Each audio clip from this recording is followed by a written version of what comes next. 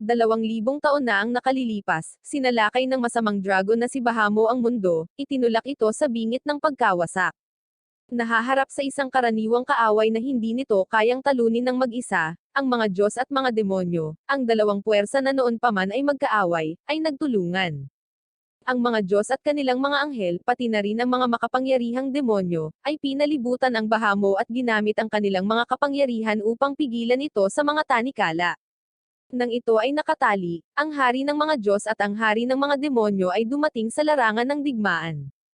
Inatake nila ang masamang dragon mula sa magkabilang panig, kasama ang mga taong sumuporta sa kanila na nanunood sa labanang ito mula sa malayo sa pagkamangha.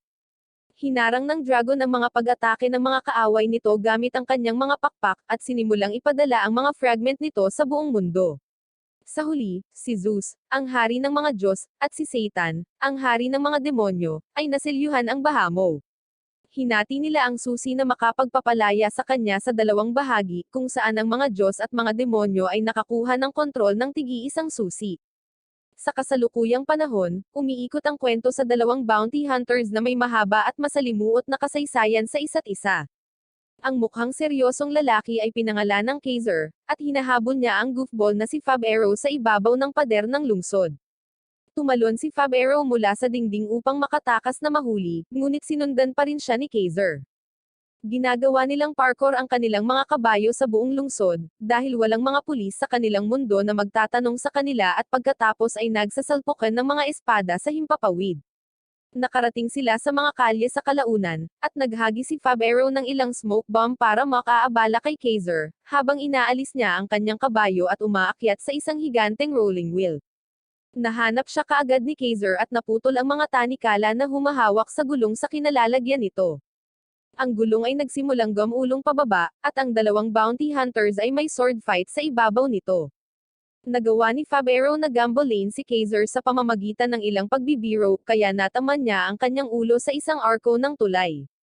Sa pamamagitan nito, malayang pumunta si Fab Arrow kahit saan siya dalhin ng gulong, ngunit nakasalubong niya ang ilang bandido na dumukot ng ilang babae at nauwi sa pag-crush sa isang pader. Ligtas pa rin siya kahit papaano, at nakasalubong niya ang mga tulisan na kinikilala na siya ay isang bounty hunter dahil sa magic bracelet na suot niya. Bigla ding lumapit si Kaiser doon, at tuluyan na niyang hindi pinapansin ang mga kawatan dahil tutok na tutok siya kay Fab Arrow. Tumakbo si Fab Arrow sa isang bar kung saan sinundan siya ni Kaiser, tinawag siyang dahilan kung bakit nawala sa kanya ang lahat. Walang oras si Fab Arrow para sa kanyang pananalita, kaya panyanin niya ito ng palaso. Iniwasan ito ni Kaiser, ngunit nataman ng araw ang kanyang kabayo, na nawalan ng kontrol at nasira ang pinto ng bar bago tumalon palayo. Hinabol ito ni Kaiser, at si Fab Arrow ay patuloy ang pangungot siya sa kanya at pag-inom ng alak. Sinabi niya sa tindero na huwag mag-alala tungkol sa pinsala, or sa kanyang tab dahil sasakupan niya ito kapag bumalik siya pagkatapos mangolekta ng bounty. Samantala, ang tatlong tulisan ay pabalik na walang dala sa kanilang base nang biglang tumama ang kidlat sa kanilang karwahe, at isang babae ang bumangon mula sa bubong ng kanilang nawasak na karwahe, na lubos na walang damit. Nagulat ang mga tulisan nang makita siya, at tinanong nila siya kung sino siya. Gayunpaman, tinitingnan lamang ng dalaga ang sirang magical compass sa kanyang kamay at bumantong hininga na hindi na niya maabot ang kanyang destinasyon ngayon. Ang mga tulisan ay nag-iisip na maaari silang maka-score sa babae, ngunit hindi nila alam ang kanyang tunay na kapangyarihan, at nilipol niya sila. Sa gabi, pumupunta si Fab Arrow upang mangolekta ng bounty sa isang parang bakulaw na bandido. Mabilis niyang inilabas ang dalawang alipors bago humarap sa amo, na nagpatawag ng ilang demonyo upang labanan siya. Mabilis na tumakbo si Fab Arrow palayo sa lugar, at hinabol siya ng lalaki kasama ang mga demonyo. Inutusan niya ang kanyang mga demonyo na umatake, at nagsimula silang bumuga ng apoy. Gayunpaman, ang lusak sa ilalim ng kanilang mga paa ay unang nagliyab, at sila ay nasusunog hanggang sa malutong. Nataranta ang lalaki hanggang sa ipakita sa kanya ni Fab Arrow na nagbuhos siya ng ilang dekalidad na inumin sa kalsada, dahil alam niyang saisalakay gamit ang apoy ang mga demonyo. Ang lalaki ay umaatake sa kanya sa galit, ngunit si Fab Arrow ay umiwas lamang, at ang lalaki ay nadulas sa mga nasawi na katawan ng mga demonyo at natusok ng isang kalikay. Sa pamamagitan nito, ina-activate lang ni Fab Arrow ang magic sa loob ng kanyang bracelet at ginagawang collectible Pokemon card ang lalaki. Pumunta siya sa isang magarbong karwahe kung saan nakilala niya ang lasing na Diyos na nagngangalang Bacchus, at ang kanyang nagsasalitang pato. Si Bacchus ang amo ni Fab-Aero at binigay sa kanya ang collectible card kapalit ng bounty. Kinuha ni Fab-Aero ang pera at nagpa-party sa bar, nanliligaw sa ilang babae at pinalalaki ang kanyang mga pakikipagsapalaran. Ipinahayag niya na susunod siyang pupunta sa mapanganib na lungsod na tinatawag na Helheim, at narinig ito ng misteryosong babae na nahulog mula sa langit habang siya ay dumadaan. Umaasa siya dahil gusto rin niyang pumunta sa Helheim, at ipinagmamalaki ni Fab-Aero na may alam siyang shortcut papunta sa lugar na iyon. Nakatagpo ng babae si Kaiser habang tumalikod siya, ngunit hindi siya pinansin at umalis na siya. Narinig ni Kaiser ang boses ni Fab-Aero mula sa loob ng bar, at galit siyang sumugod sa loob dahil nawala ang magandang kabayo niya dahil kay Fab-Aero.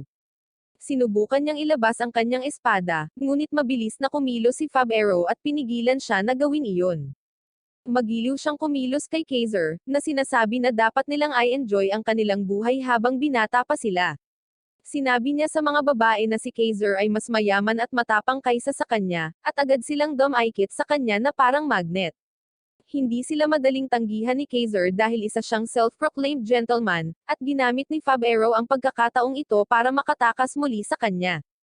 Nagdidilig si Fab-Aero ng ilang halaman sa labas nang lapitan siya ng misteryosong dalaga na si Myra. Tinanong niya ito kung totoo na alam niya ang daan patungo sa Helheim, dahil kailangan niyang makarating doon ng mag-alien. Halatang nagsisinungaling si Fab-Aero noon, kaya iniisip niya kung ano ang gagawin ngayon. Nagpasya siyang kunin ang kanyang pagkakataon at hiniling sa dalaga na ikis siya nito kung gusto niya itong malaman. Nakatayo lang siya roon habang sinusubukan niyang ikis siya, ngunit may hamarang sa kanila. Si Fab-Aero ay tumingin sa unahan at nakakita ng isang lalaking malababon na may isang kawit na braso, at sinasabing siya ang nakatatandang kapatid ng bakulaw na lalaki. Nandito siya para maghiganti at nagpatawag ng higanteng toro na demonyo. Inaatake ng demonyong toro si Fab-Aero, na nagdulot ng matinding pagkawasak sa bawat pag-indayog ng kanyang braso.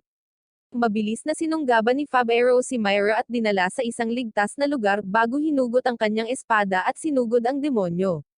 Ang demonyo ay patuloy na umaatake sa kanya ng walang pag-iisip, ngunit si Fab-Aero ay masyadong maliksi para sa kanya. Mabilis niyang iniiwasan ang lahat ng atake at umakyat sa ulo ng toro para atakihin ito. Itinapon siya ng demonyo sa malayo, at nawalan din si Fab-Aero ng kanyang espada sa proseso. Pagkatapos, pumwesto si Myra sa pagitan niya at ng Bull Demon. Sinabihan siya ni Fab-Aero na tumakas, ngunit sinabi ni Myra na siya ang kanyang gabay at paprotektahan niya siya. Namumula ang kanyang mga mata, at isang madilim na anino ang lumabas mula sa kanyang mga paa. Tumakbo si Myra patungo sa anino habang sinusuntok siya ng demonyong toro, at ang pulse arrows ni Fab-Aero ay biglang nagsimulang kuminang na pula upang ipahiwatig ang presensya ng isang malakas na demonyo sa malapit. Si Myra ay nagbagong anyo sa isang high demon habang siya ay lumabas mula sa madilim na anino, at pinabagsak niya ang toro sa isang simpleng paggalaw lamang ng kanyang daliri. Pagkatapos ay umatake siya ng ilang malalakas na suntok, tinatapos ito sa loob ng ilang segundo. Samantala, ibinalik ni Fab-Aero ang kanyang espada, at inatake niya ang babundod mula sa likod bago siya ginawang collectible card din. Ang mga babae na kasama ng lalaki ay tumakas, hindi kay Fab-Aero kundi mula sa higanteng toro na demonyo na bumagsak sa itaas niya. Kahit papaano ay naiwasan niya ang demonyo na pagkatapos ay nataman ng isang piraso ng nahulog na kasangkapan. Lumapit si Myra sa kanya at bumalik sa normal na tao habang kumukurap ang kanyang mga mata. Iniisip ni Fab-Aero na baka nakainom na siya ng sobra, pero bigla siyang kinis ng dalaga tulad ng ni-request niya kanina bago siya mawalan ng malay. Natagpuan ni Fab-Aero ang kanyang sarili na nalulunod sa isang dagat ng walang katapusang kadiliman. Biglang bumukas ang espasyo sa ilalim niya, na nagpapakita ng mga nasunog na labi ng isang lungsod. Sa ilalim niya, at matayog sa itaas niya, ay ang dakilang masamang dragon na si Bahamut. Sinubukan ng dragon na lumunin siya ng buo, na nagtapos sa panaginip ni Fab-Aero, at nagising siya na pawis na pawis. Dumating ang babae mula kagabi para gisingin siya, sinabihan siyang nahimatay siya sa harap ng bar kagabi, kaya pinapasok siya nito. Tinatawanan lang ni Fab-Aero ang lahat ng nangyari kagabi bilang isang panaginip, at pagkatapos ay sinabihan siya ng babae na maligo. Nagpa siyang alisin ang kanyang damit, at tinitigan siya ng babae nang hindi man lang nag-abala na itago ito. Gayunpaman, sa lalong madaling panahon ang kanyang pananabik ay napalitan ng kakilakilabot habang inaalis ni Fabero ang kanyang pantalon.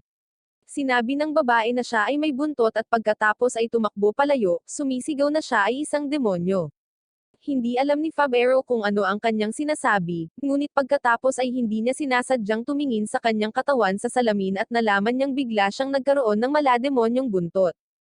Nagulat si Fabero nang makita ang kanyang buntot at sinubukang ipasa ito bilang isang panaginip. Gayunpaman, hindi siya makapaniwala sa kanyang sarili at sinubukang putulin ang kanyang buntot, ngunit imposible ito. Bumagsak siya sa lupa ng patiwarik pagkatapos mab-go.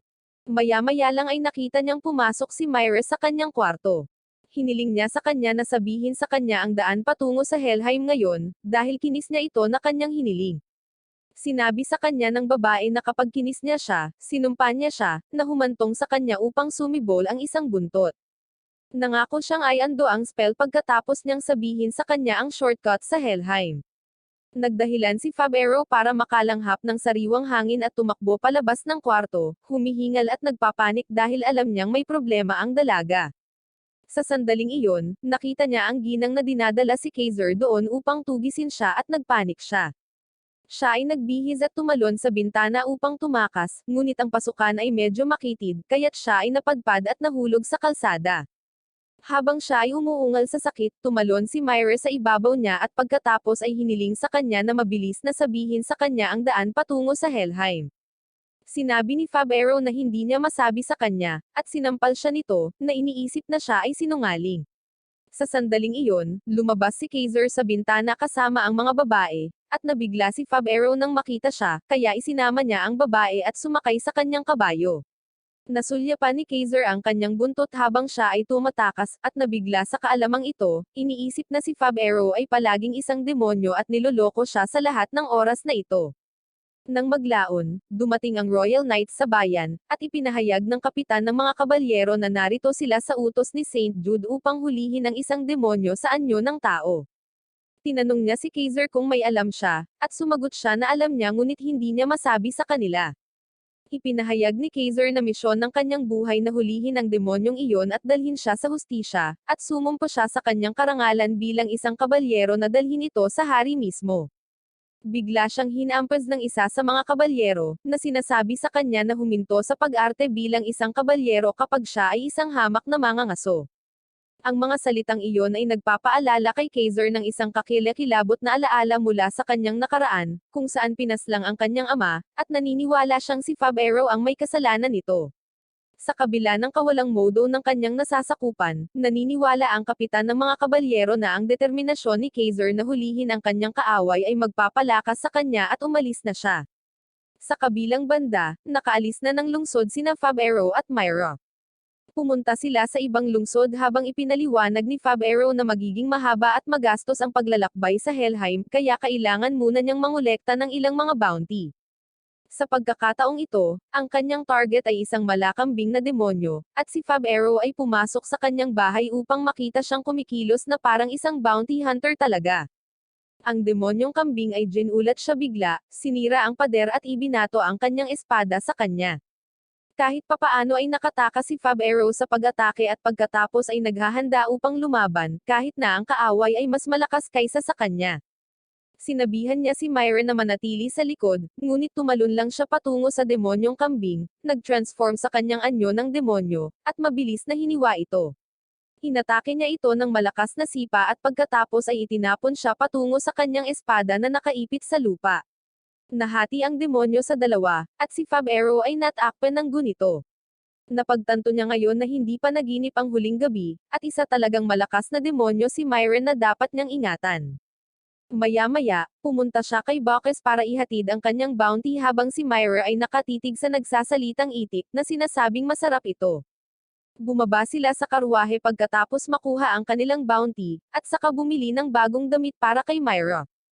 Pumunta sila para sa hapunan pagkatapos nito, at si Myra ay naglilinis ng kanyang mga daliri dahil hindi pa siya nakakakain ng mga ganoong kasarap na pagkain. Na-curious din siya sa inumin at nalalasing pagkatapos ng isang higop lang. Sumayaw sila pagkatapos, at may oras si Myra sa kanyang buhay na iginalaw ang kanyang katawan sa musika. Pagkatapos nito, tumakbo siya sa malapit na pond at tumalon para maramdaman ang malamig na tubig sa kanyang balat at titigan ang mga bituin sa langit. Iniisip ni Fab Arrow na ito na ang pagkakataon niya para tapusin siya at basagin ang kanyang sumpa, ngunit hindi niya magawang salakayin siya dahil ang kanyang pulse arrows ay hindi kumikinang upang magpahiwatig ng anumang panganib. Muntik na siyang mapansin ni Myra kaya tinakpan niya ito sa pagsasabing magpakilala sila sa isa't isa. Nauna si Fab Arrow, at pagkatapos ay sinabi ni Myra sa kanya ang kanyang pangalan at ipinahayag na kailangan niyang pumunta sa Helheim upang mahanap ang kanyang ina. Nalulungkot siya habang inaalala ang kanyang ina, na isang malabong mukha lamang sa kanyang mga alaala. Nasa kanya lang ang pendant na nagsisilbing koneksyon niya sa kanyang ina, at gusto niyang pumunta sa Helheim at hanapin siya doon. Iniisip ni Fab Arrow ang nakakalito nitong kwento nang biglang magpakita si Kaiser sa likuran niya. Nagulat si Fab Arrow at naibaba ang kanyang espada, at pagkatapos ay inakusahan siya ni Kaiser na isang demonyo at nanunumpa na tatapusin siya. Aatake na sana siya, pero pumagit na si Myra para pigilan siya. Si Kaiser ay nabighani sa kanyang kagandahan, at siya ay nag-freeze na nagbigay kay Fab Arrow ng pagkakataong gumawa ng isang malakas na sipa sa kanyang mukha na nagpatambos sa kanya. Tumakas si Fab Arrow kasama si Myra pagkatapos nito, at naiwan si Kaiser na namamangha sa kanyang kagandahan. Kinabukasan, habang nakatingin si Fab Arrow sa mga prutas sa palengke, dumaan ang Royal Knights. Nagtanong ang kanilang kapitan kung may nakakita ng demonyo na may isang pakpak na nakabalat kayo bilang isang babaeng tao, na nagnakaw ng susi ng Diyos. Sinamantala ni Fab Arrow ang pagkakataong ito at pinagkanulo si Myra kapalit ng kaunting pera. Samantala, si Myra ay naghihintay sa kanya ng mag-isa, na nalulungkot habang iniisip ang tungkol sa kanyang ina. Hinanap siya ng mga kabalyero at hinabol siya, kaya nag-transform siya sa kanyang demonyong anyo. Pinalibutan siya ng mga kabalyero at gumamit ng isang espesyal na porma sayon upang itali siya, habang ang bise-kapitan ay gumagalaw upang ihatid ang pangwakas na atake. Pinagmamasdan nito ni Fab Arrow mula sa malayo habang papalapit sa kanyang kabayo. Iniisip niya na kapag napaslang ng mga kabalyero ang babaeng demonyo, aalisin niya ang buntot ng tuluyan. Wala siyang pakialam na nagtiwala ito sa kanya, or gustong makilala ang kanyang ina. Sumakay lang siya sa kanyang kabayo, ngunit ang kabayo ay nakatali kay Myra, kaya tumakbo siya sa direksyon nito. Inaatake pa rin ng mga kabalyero si Myra gamit ang kanilang banal na mahika, ngunit wala itong epekto sa kanya. Sa sandaling iyon, si Fab Arrow ay dumating doon, pinangungunahan ng kanyang kabayo, na sinisipa ang mga kabalyero at ibinagsak si Fab Arrow sa lupa. Ang kanyang mga smoke bomb ay nahulog mula sa kanyang bulsa at nagbibigay ng takip, at nakita niya si Myra sa kanyang harapan. Well, walang ibang pagpipilian para kay Fab Arrow kundi ang tumakas kasama siya, ngunit habang sinusubukan nilang tumawid sa isang tulay, nalaman nilang pinalibutan sila ng mga kabalyero sa magkabilang panig. Sinabi ng bise-kapitan kay Fab Arrow na siya ay parurusahan dahil sa pagtraidor sa kanila, ngunit hinugot lamang niya ang kanyang pana at kinuha si Myra na bihag.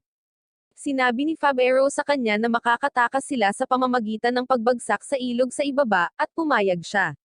Napansin ng kapitan ng kabalyero ang pendant ni Myra, at sinabihan niya ang kanyang mga tauhan na huwag siyang atakihin dahil kailangan nila siyang buhay.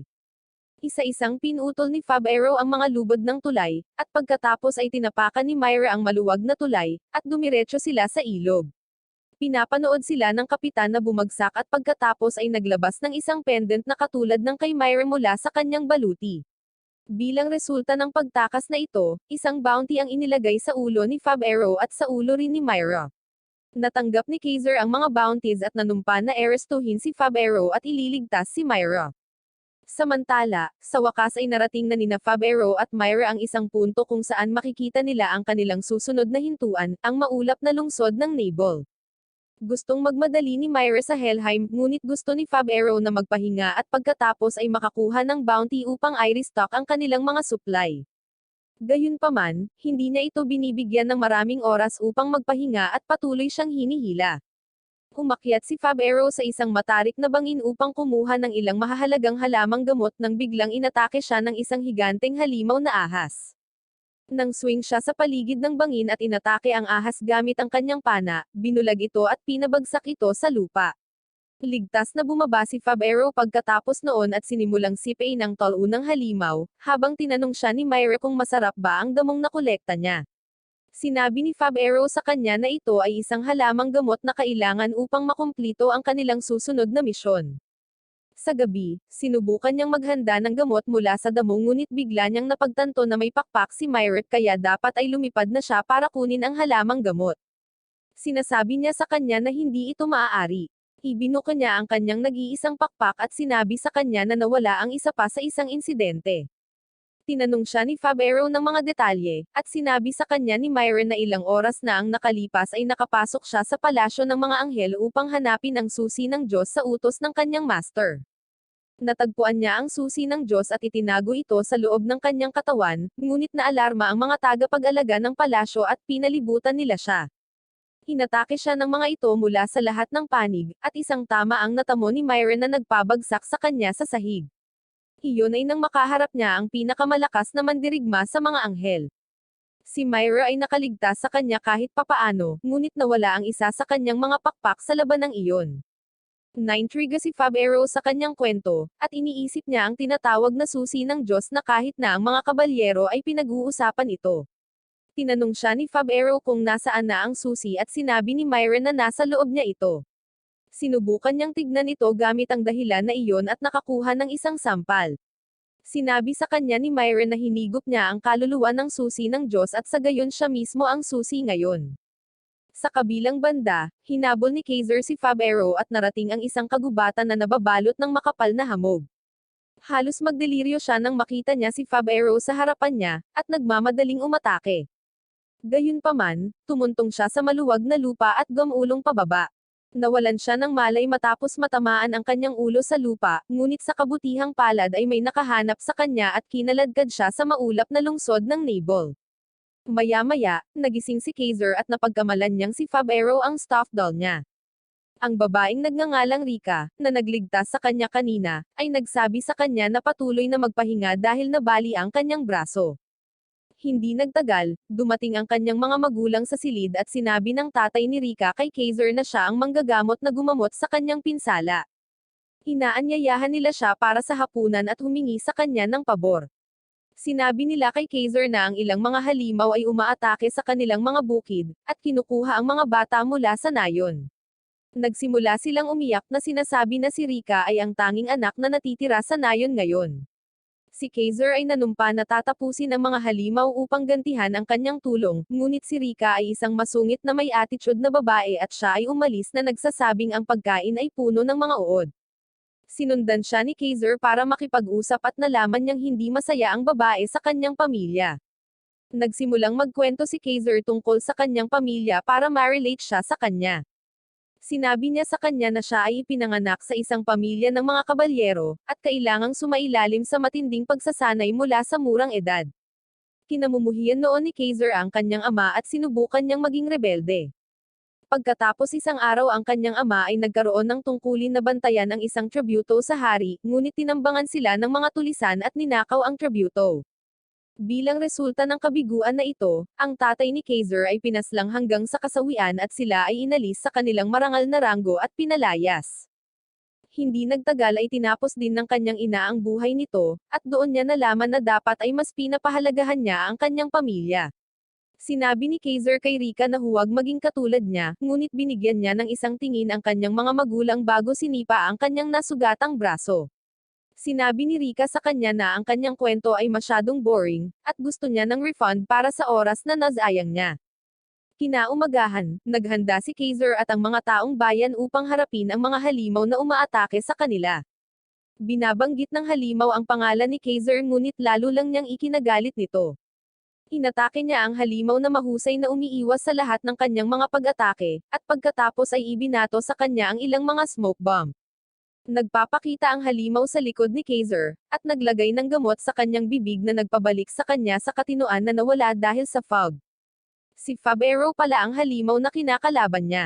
Hiniling ni Fab-Aero sa kanya na pasalamatan siya sa ibang pagkakataon para sa paggamot sa kanya ng ilang homemade na anti-illusion potion.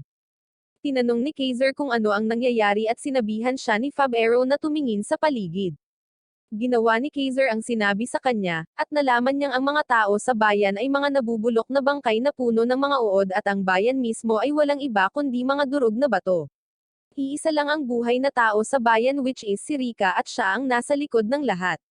Kinilabutan at naiinis si Kaiser nang maging malinaw sa kanya ang lahat, at isinuka niya ang putik at uod na sopas na kinain niya kahapon habang nasa ilalim siya ng kanyang spell. Pagkatapos ay inilabas ni Fab Arrow ang isang wanted na poster para kay Rika the Necromancer, at ipinahayag na makukuha niya ang kanyang bounty. Sinimulan ni Rika ang pagbigkas ng spell para maging agresibo ang mga zombie, at ibinigay ni Fab Arrow ang isang bahagi ng kanyang panyo na isinawsaw sa anti-illusion potion kay Kaiser. Isa-isa nilang pinapabagsak ni Myra ang mga zombie, habang napagtanto ni Kaiser na hindi man lang nabali ang kanyang braso. Galit na galit siya na niloko siya ni Rika at sa kanyang galit, sinimulan niyang inatake ang mga zombie. Nakita niya ang mga zombie na magulang ni Rika at sinubukan din silang salakayin, ngunit humakbang si Rika para pigilan siya dahil sila ang dati niyang tunay na magulang. Nagdadalawang isip si Kaiser pero biglang kinagat ng zombie mom si Rika, at susundan na ito ng papa niya. Nanlamig ang babae sa takot at mabilis na tinapos ni Kaiser ang kanyang mga magulang na zombie. Inihagis niya ang libro sa kabilang gilid at mabilis itong inatake ni Fab Arrow. Ang libro ay nasusunog sa isang maliwanag na lilang apoy at may hugis ng isang demonyo. Iyon ang totoong target ni Fab Arrow. Kinuha niya ito at pagkatapos ay sinabi kay Kaiser na ang bayan ay inatake ng mga demonyo 200 taon na ang nakalilipas, at ito ay nasira mula noon. Pagkatapos, si Rika ay ang tanging nakaligtas at ginamit niya ang kakaibang libro upang buhayin ang mga taga-nayon at iningatan ito sa nakalipas na 200 taon. Sinabihan ni Fab Arrow si Kaiser na talikuran ang babae dahil nakagat siya ng isang zombie kaya malapit na siyang maging isa. Naiiyak na lang si Kaiser, habang si Rika ay nagiging zombie at inaatake siya ngunit nabigo siyang tapusin siya. Lumalabas na ito ay isang magandang bagay, dahil si Rika ay naging isang high-level zombie necromancer at nagsimulang sundan si Kaiser sa kanyang paglalakbay. Sa kabilang banda, inihatid ni Fab Arrow ang collectible card kay Bacchus na nagbigay sa kanya ng kanyang reward at pagkatapos ay ipinakita sa kanya ang ilang bagong bounty poster. Nagulat si Fab Arrow nang makita ang isang bounty sa kanya at kay Myra at pinunit ang mga poster, ngunit mayroon pa si Bacchus. Tumawa lang siya at saka tinanong si Fab Arrow kung pupunta ba siya sa Helheim dahil masasabi niya sa kanya ang daan kung kukuha siya ng inumin mula doon. Kinabukasan, narating nina Fab Arrow at Myra ang isang daungang bayan kung saan patuloy na nalilihis si Myra ng iba't ibang isda sa mga kwadro. Higit pa riyan, galit siya dahil walang sinabi sa kanya si Fab Arrow tungkol sa paglalayag sa dagat para makarating sa Helheim.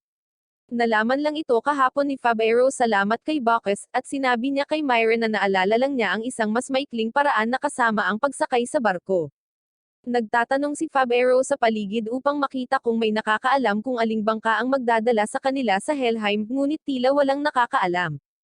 Naghinala na si Myra kay Fab Arrow ngunit ngayon ay lumalaki ang kanyang pagdududa. Sa kabutihang palad, habang siya ay abala sa pagtitig sa ilang masasarap na hilaw na seafood, nakilala ni Fab Arrow ang isang napakakulimlim na hunch na matandang lalaki na nagsabi sa kanya na maaari niyang dalhin ang mga ito sa Helheim. Nakahinga ng maluwag si Fab Arrow nang marinig ito, at tinanggap ang kanyang alok, hindi namamalayan na ang kanyang pulse areas ay kumikinang na pula upang magpahiwatig ng panganib. Masaya siyang nagmarcha patungo sa barkong dinala sa kanila ng lalaki, at nalaman niya na ang barko ay mukhang luma na at nakayat ang isang malaking alon ay makakabasag nito sa 1,000 piraso. Hindi sigurado si Fab Arrow na maaakay sila ng barkong ito kahit saan, at pagkatapos ay itinuro siya ng lalaki upang kausapin ang kapitan. Lumingon ang kapitan at nagsimulang tumitig kay Fab Arrow, na ganoon din ang ginawa. Pagkaraan ng ilang segundo, nakilala nila ang isa't isa at masayang sumugod sa unahan upang batiin ang isa't isa. Ang pagbaitang iyon ay may kasamang kaunting pagsuntok at pagsipa dahil tila may ilang kasaysayan sa pagitan nila. Pagkatapos magbatian, sumakay na sila sa barko at nagsimulang maglayag. Sinabi ng kapitan na si Almond na 3 taon na ang nakalipas mula noong huli silang nagkita, at tinanong si Fab Arrow kung ano ang ginagawa niya ngayon. Hindi siya nalulugod na makitang naging bounty hunter siya, at nagtanong kung bakit hindi niya sinusunod ang yapak ng kanyang ama at naging isang bandidong lider. Naalala ni Fab Arrow ang kanyang ama, na siyang Robin Hood ng kanilang mundo, na nagnakaw sa mayayaman at nagbibigay sa mahihirap. Sa kabila nito, ayaw niyang maging marangal na magnanakaw tulad niya dahil mas gusto niyang gawin ang kanyang negosyo ng mag-isa. Tinanong siya ni Almond kung bakit may kasama siyang babae at sinabi ni Fab Arrow na ito ay isang mahabang kwento. Sa kabilang banda, nakarating na rin sa Port Town sina Kaiser at Rika, hinahanap si Fab Arrow. Tinanong siya ni Rika kung bakit labis niyang kinamumuhian si Fab Arrow, at ihahayag na niya ang kanilang kasaysayan nang biglang may isang shady na lalaki ang dumating doon, at tinanong siya kung may hinahanap siya. Pinasakay niya si Kaiser sa isang barko na sinusundan ng parehong ruta ni Fab Arrow. Hiniling sa kanya ni Rika na sabihin sa kanya kung ano ang hindi niya masabi kanina, at sinabi niya sa kanya na sila ni Fab Arrow ay dating magkaibigan noong bata pa sila. Sinabi sa kanya ni Fab Arrow na siya ay anak ng karpintero, at pinagkatiwalaan siya ni Kaiser. Sinabi niya sa kanya ang tungkol sa kanyang ama paminsan-minsan, ngunit ginamit ni Fab Arrow ang impormasyong iyon laban sa kanya. Siya pala ang anak ng bandido na tumambang sa convoy ng kanyang ama, na humantong sa kanyang pagkapaslang. Kaya naman galit si Kaiser kay Fab Arrow dahil sinisira niya ang kanyang buhay. Sa sandaling iyon, pinalibutan sila ng ilang pirata at sinabihan si Kaiser na ibigay ang lahat ng mahahalagang bagay na mayroon siya at tumalon sa dagat. Napagtanto ni Kaiser na ang lalaki mula kanina ay niloko siya, ngunit ang mga pirata ay walang laban para sa kanyang mga kasanayan sa espada. Madali niyang pinabagsak silang lahat ngunit pagkatapos ay kinuha ng pinuno ng pirata si Rika bilang bihag at ibinaba ni Kaiser ang kanyang espada. Gayunpaman, siya ay pinaalalahanan ni Kaiser nang biglang kumagit si Rika sa kanyang braso. Samantala, si Fab Arrow ay natutulog at muling nanaginip tungkol sa nawasak na lungsod at sa higanteng dragon na Bahamo. Nagising siya sa malamig na pawis, at may nakita siyang lumilipad na isda na naglalakbay sa tabi ng kanilang barko at nilalaro sila ni Myra. Pagkatapos ay ginuhit ni Fab Arrow ang isang hindi magandang sketch ng Bahamo sa sahig, at tinanong si Myra kung kinikilala niya ito, ngunit hindi niya ito kilala. Nadidismaya siya nang tawagin siya ni Almond para uminom at magmeryenda. Nang marinig ang tungkol sa meryenda, si Myra ang unang tumakbo sa kanyang cabin. Kumakain siya ng karne habang pinag-uusapan nina Fab Arrow at Almond ang nakaraan, at ang huling misyon na ginawa nila sa tatay ni Fab Arrow. Ninakaw nila ang tribute ng hari ngunit kalaunan ay nalaman na naglalaman ito ng makapangyarihang batong pang-alahas na nagpatawag ng demonyo. Pinaslang ng demonyo ang lahat sa grupo, at nakaligtas si Almond salamat sa ama ni Fab Arrow. Nang maglaon, tinanong ni Myra si Fab Arrow kung ano ang isang ama, at sinabi niya sa kanya na ito ay asawa ng kanilang ina. Sinabi ni Myra na hindi niya alam kung mayroon siyang ama, ngunit tiniyak ni Fab Arrow na lahat ay may ama, kahit na ang ilan ay umalis upang kumuha ng gatas. Biglang gumalaw ang barko, at isang higanteng halimaw na alimango ang lumabas sa dagat at hinampes ang barko, gumawa ng isang malaking tipak. Sinubukan ni Fab Arrow na salakayin ang crab monster, ngunit ang kanyang mga pag-atake ay walang silbi. Sasaktan din siya ng halimaw, ngunit pagkatapos ay naging isang demonyo si Myra, iniligtas siya, at mabilis na natalo ang halimaw. Naglalabas pa nga siya ng ilang utak ng alimango habang ginagawa niya iyon, ngunit hindi ito kasing sarap gaya ng inaasahan niya. Nakita ni Almond at ng iba pang mga crew ang lahat ng ito, at tinanong nila si Fab Arrow kung ano ang nangyayari. Sinusubukan niyang sabihin na hindi ito ang iniisip nila, ngunit nakita na nila ang kanyang buntot. Sinusubukan niyang linawin ang mga bagay-bagay, ngunit sinabi ni Almond na nagulat siya nang makitang isa rin siyang demonyo. Biglang bumaba ang isang lubod at itinali si Fab Arrow bago siya itinaas. Maya-maya lang, may mga sundalong mangingisda ang pumunta doon at itinutok ang kanilang mga armas kay Myra. Sa wakas ay ibinunyag ni Almond na siya rin ay isang demonyo, at sinasadyang niloko si Fab Arrow dahil sa bounty sa kanyang ulo. Sinabi niya kay Fab Arrow na siya ang nagplano ng pagnanakaw sa tribute ng hari at ipinatawag ang demonyo mula sa hiyas, at bilang kapalit, siya mismo ay naging demonyo. Galit na galit si Fab Arrow nang malaman na nagtaksil si Almond sa kanyang ama, ngunit tumawa lang siya. Sinabihan ni Myra si Fab Arrow na tumakas, at naghulog siya ng ilang smoke bomb para makagambala sa lahat. Gayunpaman, hindi pa nila namalayan na may barkong patungo sa kanila na sakay sina Kaiser at Rika. Ginawa ni Rika na mga zombie ang lahat ng tao sa barko, at inuutusan niya sila kasama ang kanyang mga tauhan. Binilisan niya ang bilis at nabangga ang kanilang barko sa isak kung saan nakatakas sina Fab Arrow at Myra mula kay Almond. Pumasok si Kaiser sa barko at nagsimulang hanapin si Fab Arrow, habang sinabi ni Almond na siya ang kukuha ng kanyang bounty. Inutusan niya ang kanyang mga sundalong mangingisda na salakayin si Kaiser, ngunit pagkatapos ay naglunsad ang mga zombie ng palihim na pag-atake sa kanila mula sa likuran. Ito ay ganap na kaguluhan sa ibaba, at napapanood lamang ito ni Fab Arrow at Myra mula sa tightrope. Sinundan din sila ni Almond, at humakbang si Fab Arrow para harapin siya. Nagsagupaan sila ng mga espada, at pagkatapos ay biglang bumunot si Almond ng magic cannon na nakatago sa kanyang kamay. Kahit papaano ay naiiwasan ni Fab Arrow ang unang pag-atake nito, at pagkatapos ay sumabit ng patiwarik sa lubod. Malapit na siyang tapusin ni Almond, ngunit pagkatapos ay inatake ni Fab Arrow ang manibela ng barko, na ginawang umikot ito sa kawalan upang iikot ang barko. Nahulog si Almond sa lubod, at ang dambuhalang halimaw na alimango ay lumabas mula sa dagat upang saluhin siya at pagkatapos ay lumunin siya ng buo. Hindi nagtagal, umakyat si Kaiser sa kanya at inilabas ang kanyang espada para harapin si Fab Arrow. Ngunit biglang, isang malakas na kidlat ang halos tumama sa barko. Isang higanteng galamay ang bumaba mula sa mga ulap, pinalibutan ang barko, at pagkatapos ay naglunsad ng isang kidlat na tumama kina Myra at Kaiser. Natatakot na nanonood si Fab Arrow habang hinahawakan sila ng higanteng galamay, at dinadala sila sa itaas ng mga ulap. Dinala sila sa isang kastilyo sa ibabaw ng ulo ng isang higanteng demonyong halimaw, at binabantayan sila ng 3 demonyo. Si Myra lang ang goal nila, at extra si Kaiser. Gayunpaman, nagpa siya ang pinuno ng mga demonyo na magsaya kasama siya. Si Fab Arrow ay patuloy na nakatitig sa langit, kaya lumapit si Rika doon at sinipa siya, sinabihan siyang magtrabaho. Sinabi sa kanya ni Rika na ang halimaw na nakita nila ngayon ay ang lumilipad na kastilyo ng fallen angel na si Azel. Sinabi sa kanya ni Fab Arrow na dapat silang tumakbo palayo sa fallen angel sa lalong madaling panahon, ngunit plano ni Rika na sundan siya at iligtas si Kaiser. Sinubukan ni Fab Arrow na magreklamo, kaya tinamaan siya nito sa kanyang mahiwagang parte ng katawan. Sa huli, pumayag si Fab Arrow na tulungan siya, at ibinaba nila ang isang bangka upang habulin si Azel at ang kanyang lumilipad na kastilyo. Kumakain si Fab Arrow ng ilang prutas na sinasabing si Myra ay isang demonyo na nagsusumpa sa kanya, habang si Kaiser ay desidido na tapusin siya, kaya't hindi niya talaga iniisip na masasawi sila.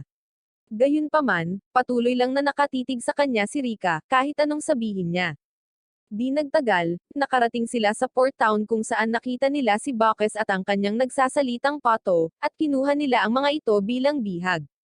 Hinihiling nila na ibigay ni Bacchus ang kanyang karwahe sa kanila, ngunit tumanggi siya, na sinasabi sa kanila na hindi nila dapat maliitin ang isang Diyos. Sinabi niya sa kanila na dapat silang magbayad ng isang presyo kung gusto nilang i-escort siya.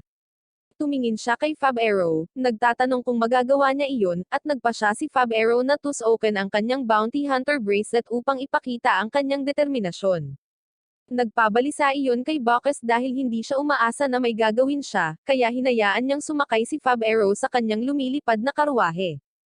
Sa loob ng karwahe, sinabi ni Bacchus kina Fab Arrow at Rika ang tungkol kay Azel na siyang kanang kamay ng pinuno ng fallen angels, si Lucifer. Sigurado siya na si Azel ay papunta sa Cages, ang kabisera ng mga demonyo. Ibinaba ang mga ito sa isang mystical na lugar na tinatawag na Valley of the Sword, na sagana sa mga lumulutang na isla at wyvern. Ang lambak ay dapat na tumawid upang maabot ang Cages, at si Bacchus ay iniiwan ang lahat sa kanila. Dala-dala ni Fab Arrow si Rika sa isang backpack, at naglabas siya ng salapang para umakyat sa higanteng lumilipad na kastilyo habang sinusumpa si Myra sa pag-akay sa kanya sa ganitong sitwasyon. Sa loob ng lumulutang na kastilyo, pinapanood ng fallen angel na si Azel si Myra na pinahihirapan ng kanyang higanteng mabalahibong demonyo.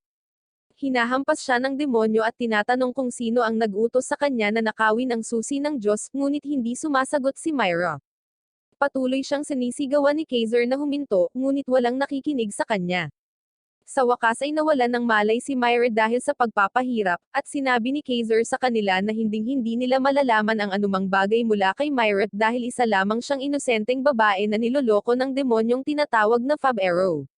Nagsimulang pagtawanan siya ng lahat dahil dito, at nagpa siya si Azel na sabihin sa kanya ang katotohanan tungkol kay Myra. Hindi makapaniwala si Kaiser na siya ay isang demonyo na nagnakaw ng susi ng Diyos mula sa palasyo ng mga Diyos, at sinabi ni Azel sa kanya na dahil hindi niya ito magagawa ng mag-isa, gusto lang nilang malaman kung sino ang nasa likod niya. Muling sinabi ni Kaiser na walang iba kundi si Fab-Aero, na nanloko sa kanya. Pinagtatawanan na naman siya ng lahat dahil hindi pa nila narinig ang pangalang iyon, ngunit sinimula ni Kaiser na sabihin sa kanila na dati niyang kaibigan si Fab-Aero ngunit pinagtaksilan siya at humantong sa pagkasawi ng kanyang ama. Pinag-uusapan niya kung paano nahulog ang kanyang pamilya mula sa biyaya dahil sa kanya, at nakilala ni Azel ang pangalan. Alam niya ang tungkol sa tatay ni Kaiser at sa tatay din ni Fab-Aero, at ang kasalukuyang sitwasyon ay biglang naging nakakatuwa para sa kanya. Umalis siya, na sinasabi kay Kaiser na hinding-hindi niya magagawa ang anumang bagay tulad ng kanyang ama. Samantala, si Fab-Aero at Rika ay pumasok sa kastilyo, at sila ay nakikipaglaban sa mga kalansay na sundalo habang sinusubukang hanapin ang kanilang mga kaibigan. Nakikita ito ni Azel sa pamamagitan ng kanyang mahika, at nakita niyang nakakatuwa ang mga ito. Nagpasya siyang gawing mas kawili-wili ang mga bagay sa pamamagitan ng pagkaladkad kay Kaiser palabas ng kanyang hole, at pagbibigay sa kanya ng pagkakataong ipaghiganti ang kanyang ama sa pamamagitan ng pagpaslang kay Fab-Aero. Si Fab-Aero ay sinipsip sa isang bitag at nahiwalay kay Rika. Siya ay itinapon sa mismong silid kung saan pinahihirapan si Myra. Sa sandaling makita niya siya, sinubukan niyang iligtas siya, ngunit pagkatapos ay nahulog din si Kaiser mula sa kakaibang dock sa itaas, sumisigaw sa pangalan ni Fab-Aero. Sinimulan niyang salakayin siya, at sinabi sa kanya ni Fab-Aero na maaari nilang ipagpatuloy ang kanilang laban pagkatapos nilang iligtas si Myra at makaalis sa lugar na ito. Gayunpaman, hindi pinapansin ni Kaiser ang kanyang mga salita at patuloy siyang inaatake. Dinasarmahan niya si Fab-Aero, na kumuha ng bagong sandata mula sa silid, ngunit si Kaiser pa rin ang nangunguna sa kanya. Ginagamit ni Kaiser ang kanyang espesyal na pamamaraan para paikutan siya sa hangin at itapon sa lupa, sinisisi siya sa lahat ng mga kasawian ng kanyang buhay. Kasabay ng pag-agos ng mga luha sa kanyang mga mata, malapit na niyang tapusin si Fab-Aero ng isang mabilis na kamao ang tumama sa kanyang mukha at nagpatalsik sa kanya. Nahanap lang sila ni Rika, at inilabas niya ang kanyang kamay para pigilan sila sa pag-aaway.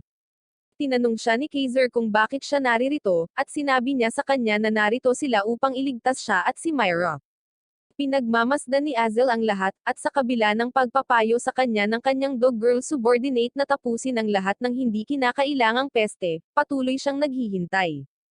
Binuksan ng kanyang demonyong halimaw ang mga tarangkahan sa keges at nagsimulang pumasok, ngunit biglang nabasag ang isang lumulutang na bato na may maraming mahiwagang inskripsyon at nawala ang tarangkahan, na pinutol ang ulo ng demonyong hayop kasama nito. Ang kastilyo ay yumanig, at lahat ay nahiwagan sa kung ano ang nangyari. Dumating ang butler ni Azel para sabihin sa kanya na inatake sila ng mga Royal Knights. Si Saint Jenny ang nangunguna sa pag-atake, kasama ang isang kapitan ng kabalyero na nabigong makuha si Fab-Aero. Ang kapitan ay tiyak na si Myra ay nakakulong sa loob ng lumilipad na kastilyo, at nagtitiwala sa kanyang mga salita, si Jenny ay nagbigay ng utos na atakihin ito. Daan-daang mga tirador ng apoy ang inilunsad na na-enchant ng mahika ng apoy, at tinamaan nila ang demonyong halimaw ng sabay-sabay. Susunod, ang mga archer ay nagpaputok ng kanilang mga arrows sa pamamagitan ng mga enchantment circles, ngunit sa pagkakataong ito ay sinasalungat ng demonyong halimaw ang kanilang mga pag-atake gamit ang lightning power nito. Pagkatapos ay ipinadala ng mga kabalyero ang kanilang mga dragon riders upang makalusot sa lumilipad na kastilyo at arestuhin si Myra.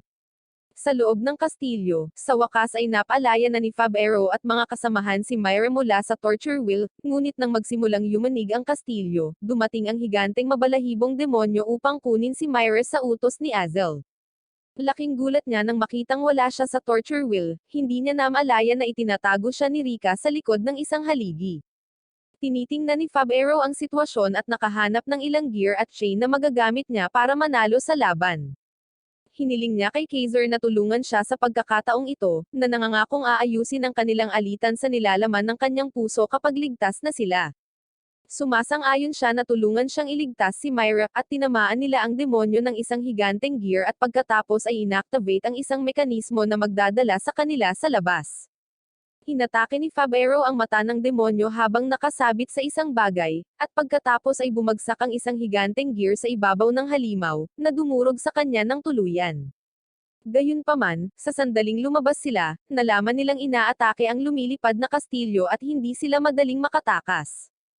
Kaya lang, pumunta rin doon si Azel para kunin si Myra. Habang nakikita siya ni Fab Arrow, nakilala niya na siya rin ang demonyong pumaslang sa kanyang ama. Wala na siyang oras para mag-react habang pinapaalis ni Azel ang lahat at nilapitan si Myra. Gayunpaman, nang malapit na siyang hawakan nito, nag-activate ang kanyang kapangyarihan at pinalipad siya ng isang asol na bowl ang apoy. Ang asol na apoy ay may anyo ng isang tagapag-alaga, at habang si Azel ay bumagsak, napagtanto niya kung sino ang eksaktong sumusuporta kay Myra at pagkatapos ay nag-teleport siya sa kaligtasan. Sa lumulutang na kastilyo, isang nasawi na wyvern ang nahulog sa likod ni Fab Arrow at ng kanyang mga kasamahan. Ang pag-atake ng mga Royal Knight ay tumitindi, kahit si Jenny ay sumama sa labanan gamit ang kanyang bigay ng Diyos na mga banal na kapangyarihan. Gayunpaman, ligtas na nakatakas si Fab Arrow at ang kanyang mga kasamahan sa nasawi na wyvern na ginawang zombie ni Rika. Ang problema ay nolason si Myra ni Azel, at nagdedeliryo siya ngayon. Naaalala niya ang sinabi ng kanyang master na tuparin ang kanyang kapalaran, at pagkatapos ay makikita niya ang kanyang ina sa Helheim. Patuloy na bumubulong si Myra at hinihiling kay Fab Arrow na dalhin siya sa Helheim, ngunit hindi ito magiging madali dahil napalibutan na sila ng mga Royal Knights. Nahuli sila at inilagay sa isang bagon na wala ang kanilang mga armas, kung saan tinanong ni Kaiser si Fab Arrow kung saan napunta ang kanyang pulse arrows. Sinubukan niyang magkunwaring na-surpressive, ngunit isiniwalat ni Rika na sinira niya ito para iligtas sina Myra at Kaiser. Hindi gusto ni Fab Arrow na ibunyag niya ang kanyang mga lihim, kaya binigyan niya siya ng isang pitik sa noo, at hiniling niya kay Kaiser na tapusin siya at ipaghiganti ang kanyang ama ngayon din. Dahil doon, nagsimulang magtanong si Rika kung bakit gustong pumunta ni Myra sa Helheim, na nababalot ng yelo at hindi matitirahan. Sumagot si Fab Arrow na nandoon daw ang nanay ni Myra. Di nagtagal, nakarating sila sa kabisera ng hari kung saan iniharap ni Saint Jenny ang mga bilanggo na nahuli niya sa harap ng hari. Kinaladkad ng dalawang lalaki si Myra at inihagis sa lupa. Sinabi ng hari na hindi siya mukhang demonyo, at kahit na ang mga bounty hunter gemstones ay walang reaksyon sa kanya. Sa sandaling iyon, bumaba mula sa langit ang tatlong makapangyarihang anghel, at ibinunyag na si Myra ay may kapangyarihang malayang mag-transform sa isang anghel at isang demonyo sa kalooban, kaya naman nagawa niyang nakawin ang susi ng Diyos. Ginamit ng pinuno ng mga anghel ang kanyang kapangyarihan upang balutin si Myra ng itim na apoy, at sumisigaw siya habang pilit siyang nagiging demonyo. Malapit nang maalis ang apoy, at bumalik sa normal si Myra bago muling bumagsak. Sinabi ng mga anghel na dahil siya ay isang demonyo, hindi nila siya madedale sa langit upang pangalagaan ang susi ng Diyos. Kaya naman ipinauubaya nila sa hari ang tungkuling bantayan siya ng ligtas. Masaya niyang tinanggap ang gawaing iyon, at pagkatapos ay itinanong niya kung ano ang dapat niyang gawin sa tatlo pa. Iniisip niya na dapat lang silang tapusin, ngunit pagkatapos ay sinabihan siya ng pinuno ng mga anghel na huwag silang tapusin. Hiniling niya sa hari na panatilihin din sila sa ilalim ng kanyang proteksyon, at labis na natuwa si Fab Arrow. Ipinakita ng pinuno ng mga anghel sa lahat ang pangitain na humihina ang selyo ng bahamo dahil ang susi ay inilipat mula sa kinalalagyan nito.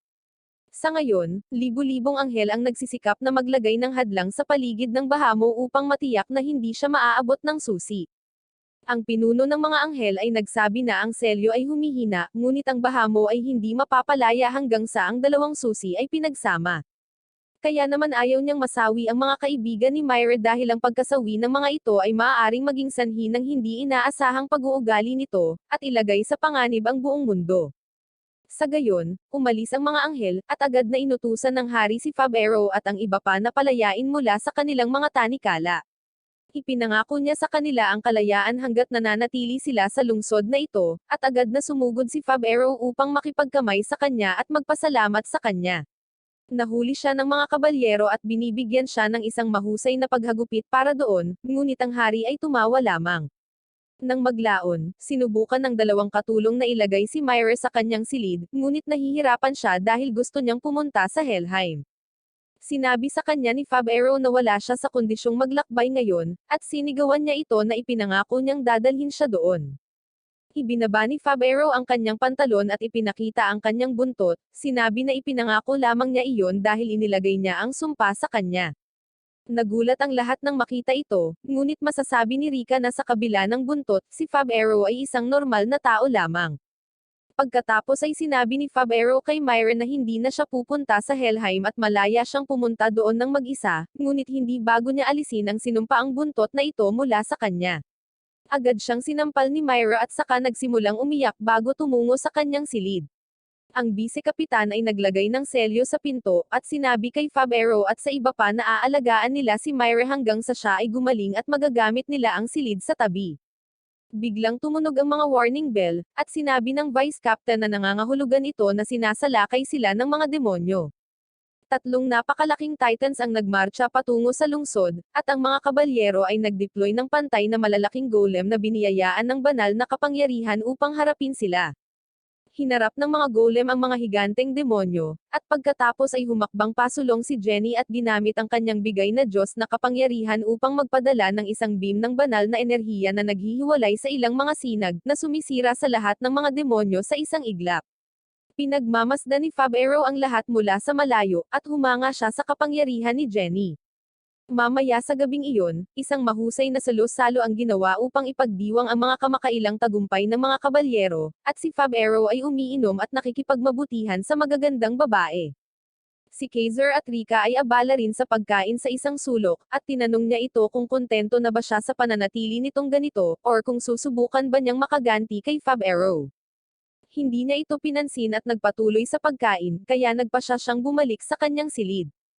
Sa kabilang banda, umiiyak si Myra habang iniisip ang kanyang ina nang biglang bumukas ang pinto ng kanyang silid. Pumasok ang isang lalaking nakahod. Naawa siya sa kanya dahil nasaktan siya ng pisikal at mental, at nag-aalok na sabihin sa kanya ang tunay na dahilan kung bakit siya isinilang sa mundong ito. Umalis siya pagkasabi iyon, at si Myra ay curious na sinundan siya. Bumalik na rin si Rika sa kwarto nang makitang bukas ang pinto ni Myra at ang mga gwardya na walang malay. Samantala, masyadong nakainom si Fab Arrow, kaya pumunta siya sa dingding ng kastilyo upang makapagpahinga ng mapayapa, at hindi nagtagal ay dumating si Kaiser doon. Natagpuan niya si Fab Arrow na walang malay at nag-aalangin habang sinusubukan niyang saktan siya, ngunit talagang gising si Fab Arrow at sinabihan siyang umatake. Sinabi ni Kaiser na hindi niya alam kung ito ang tamang gawin, habang ibinunyag niya ang kutsilyong ninakaw niya mula sa party at pagkatapos ay tinanong si Fab Arrow kung bakit niya ito iniligtas. Si Fab Arrow ay bumangon, at sinabing dahil lamang sa kanyang isiniwalat na siya ay nagnakaw din ng isang tinidor mula sa partido para sa pagtatanggol sa sarili. Ang dalawang lalaki ay nagsimulang umatake sa isa't isa, ngunit pagkatapos ay lumipad ang kamay ni Rika patungo sa kanila at pinatumba sila ng tigi-isang sampal. Sinabi niya sa kanila na walang oras upang makipaglaro sa paligid dahil nawawala si Myra sa kanyang silid. Sinusundan ni Myra ang misteryosong lalaki sa isang pasilyo na may sulo, at dumating sila sa isang malaking silid. Ibinunyag niya na siya ay may kaparehong kwintas sa kanya. Nagsimulang kuminang ang kanilang mga kwintas dahil sa synergy, at nagtataka si Myra kung sino siya. Sinabi sa kanya ng lalaki na hiniling sa kanya ng kanyang ina na itago ang kwintas na ito, at napagtanto ni Myra na siya ang kanyang ama. Tinanggal ng lalaki ang kanyang talukbong upang ipakita na siya ang kapitan ng kabalyero, ngunit nawala siya sa isang iglap habang inilalayo ni Myra ang kanyang mga mata mula sa kanya. Sa kabilang banda, hinahanap siya ng kanyang mga kaibigan, at pumunta si Fab Arrow sa isang silid na may isang higanteng lumulutang na estatwa ng dragon na nakikita niya sa kanyang mga panaginip. Sa sandaling iyon, nahanap siya ni Jenny, at sinubukan niyang tumakbo palayo roon, na sinasabing namamasyal lang siya. Gayunpaman, tinanong siya ni Jenny kung curious ba siya tungkol sa Bahamo, at bigla siyang tumigil. Sinabi sa kanya ni Jenny ang tungkol sa malaking masamang dragon na mas malakas kaysa sa mga Diyos at demonyo. Sinabi niya sa kanya ang kwento kung paano halos winakasin ni Bahamo ang lahat ng buhay sa Earth noong nakaraan, ngunit pagkatapos ay nagsama-sama ang mga Diyos, demonyo, at mga tao upang harapin ito. Sa huli, ginawa ni Zeus ang kanyang sarili sa susi ng Diyos at si Satan sa susi ng demonyo upang selyuhan ang Bahamo, at iyon ang kinakatawan sa rebeltong ito. Pagkatapos ay itinuro niya ang estatwa ng isang kabalyero ng tao sa ibabaw ng Bahamo. Sinabi niya na, ayon sa Propatia, kapag muling nagising ang Bahamo, isang banal na kabalyero ang magpapakita at magdadala ng kapayapaan sa lupain. Sinabi ni Jenny na naniniwala ang mga tao sa bansang ito na siya ang banal na kabalyero, at umaasa rin siya na siya ang makakatupad sa dakilang tungkuling ito.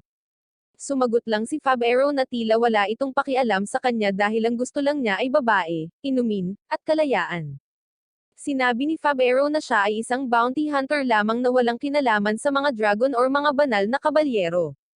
Ngunit ibinunyag ni Jenny na siya ay isa ring karaniwang babaeng magsasaka noon. Natanggap niya ang biyaya ng mga Diyos at nalaman niya ang kanyang dakilang misyon. Sinabi niya kay Fabero na tiyak na may magandang plano din ang tadhana para sa kanya para mapalapit siya kay Myra. Hindi naglaon, ang mga kampana ay nagpapahiwatig ng isang pag-atake ng demonyo, at ang lahat ay naudyukan na kumilos. Sa kalangitan, dumating ang isang kawan ng lumilipad na mga demonyo, na pinamumunuan ni Azel at ng kanyang mabalahibong subordinate. Sa lupa, mas marami ang mga demonyo, kasama ang mga higanti mula kanina. Agad na kumilos ang mga puwersa ng depensa ng lungsod. Ang mga archer at mga tirador ay pumwesto, at ang mga salamangkero ay nag-e-enchant ng kanilang mga spell. Ang mga golem ay nakadeploy, ang mga dragon riders ay umaalis din, at si Jenny ay umalis para makipaglaban. Napapanood lang ni Fabero ang laki ng paghahanda nang biglang tumalon si Myra sa tabi niya. Nakalimutan na niya ang tungkol sa kanilang mapait na away kanina, at tuwang-tuwang sinabi sa kanya na nakilala niya ang kanyang ama. Nagulat si Fabero nang malaman na narito ang kanyang ama, ngunit pagkatapos ay nagsimulang kumulo ang tiyan ni Myra kaya hindi niya pinansin ang mga tanong nito at tumakbo palayo upang maghanap ng pagkain. Sinundan siya ni Fabero at nalaman niyang kumakain siya ng anumang makikita niya sa kusina. Kaya lang, dumating din doon sina Kaiser at Rika, at sinabi ni Fabero sa kanila ang lahat ng sinabi ni Myra sa kanya. Sa labas, nagsimula ang labanan sa pagitan ng mga kabalyero at mga demonyo. Ang tirador at mga salamangkero ay naglulunsad ng kanilang mga combo na pag-atake, at humarap sa mga pinsala sa lugar upang bawasan ang bilang ng mga demonyo sa lupa. Sinusubukan din ng mga golem na mag-ambag, ngunit dinaig sila ng mga higanteng demonyo. Isang demonyo ang nagpaputok ng malakas na sinag sa dingding ng kastilyo, na sinira ito at pinahintulutan ang kanyang mga kasama na lumipad sa itaas nito nang walang anumang kahirapan. Ang mga skeleton knight at ilang iba pang mga demonyo ay ibinaba mula sa langit, at ang mga kabalyero ay humarap sa kanila ng buong tapang. Sa kalangitan, ang mga dragon riders ay nakaharap sa mga lumilipad na halimaw, at ang mga archers ay inilunsad ang kanilang mga nagninangas na arrow sa kanila. Si Azel ay lumilipad sa itaas at nakikita silang mga peste lamang, kaya nagpadala siya ng mga ahas na ginawa ng kanyang dark powers patungo sa mga Dragon Knight at tinutusok sila. Sa sandaling iyon, pumasok si Jenny sa labanan, at pinaputok niya ang kanyang signature split ang attack na nagpapabagsak ng maraming lumilipad na halimaw ng sabay-sabay. Napagtanto ni Azel na siya lang ang delikado dito, kaya pinadala niya ang kanyang mabalahibong katulong para personal siyang harapin. Ang demonyo ay tumalon pababa, at dumapo sa dingding ng kastilyo na may dumadagandong na bagyo na sapat na malakas upang tangayin maging ang mga golem. Nagbibigay ito kay Azel ng sapat na kalayaan na lumakad sa kastilyo at tapusin ang sinumang kabalyero na humahadlang. Samantala, sinusubukang hilahin ni Fabero at Kaiser si Myra mula sa hapagkainan, ngunit lasing ito at iginiit na gusto niyang kumain ng higit pa. Sa wakas ay nagawa nilang hilahin siya palayo sa mesa, at nakatulog siya sa sandaling tumama siya sa lupa. Pagkatapos ay binanggit ni Rika na ang kasalukuyang pagsalakay ng demonyo ay tila dahil sa kanya, at naisip ni Fabero na dapat nilang ilipat siya sa isang ligtas na lugar. Gayunpaman, naroon na si Azel, at sinabi niya sa kanila na huli na sila. Ang lahat ay nag-freeze sa takot, at naalala ni Fabero ang sandaling pinaslang ni Azel ang kanyang ama. Sinabihan sila ng isang anghel na umalis ng mapayapa at hayaang kunin niya si Myra, ngunit tumayo si Kaiser at nangako na paprotektahan siya. Tinutuya siya ni Azel sa pagsisikap na maging isang kabalyero at sinabi na siya ay walang halaga gaya ng kanyang ama. Tinanong siya ni Kaiser kung paano niya nalaman ang tungkol sa kanyang ama, at si Azel ay nagpapakita sa likuran niya bilang isang ilusyon upang sabihin sa kanya na siya ang may pananagutan sa kanyang pagkasawi. Sinabi niya na ang mga mahiwagang bato na dala niya ay sa kanya noong una, at ginawa niya ang lahat ng ito para lamang sa kasiyahan. Nag-transform siya bilang tatay ni Kaiser, na nagsasabi na ang paraan kung saan siya nasawi ay medyo nakakatuwa. Naninigas si Kaiser, ngunit ibinato ni Fabero ang isang tasa sa ilusyon at nabasag ito. Pagkatapos ay tinawag niya si Azel na isang mahinang nilalang, at ipinahayag na ang pumaslang sa tatay ni Kaiser ay siya. Sinabihan niya si Kaiser na bigyan siya ng pabor at alisin si Myra dito, at ihatid siya sa Helheim. Nagpasya siyang harapin si Azel ng mag-isa gamit lamang ang isang kawali. Sinubukan ni Kaiser na pigilan siya, ngunit sinabi sa kanya ni Rika na kailangan nilang sumang-ayon sa kanyang plano. Ibinagsak lang ni Azel si Fab-Aero gamit ang ilang mahiwagang ahas, at pagkatapos ay ipinadala ang kanyang mga kalansay na sundalo para kunin ni Myra.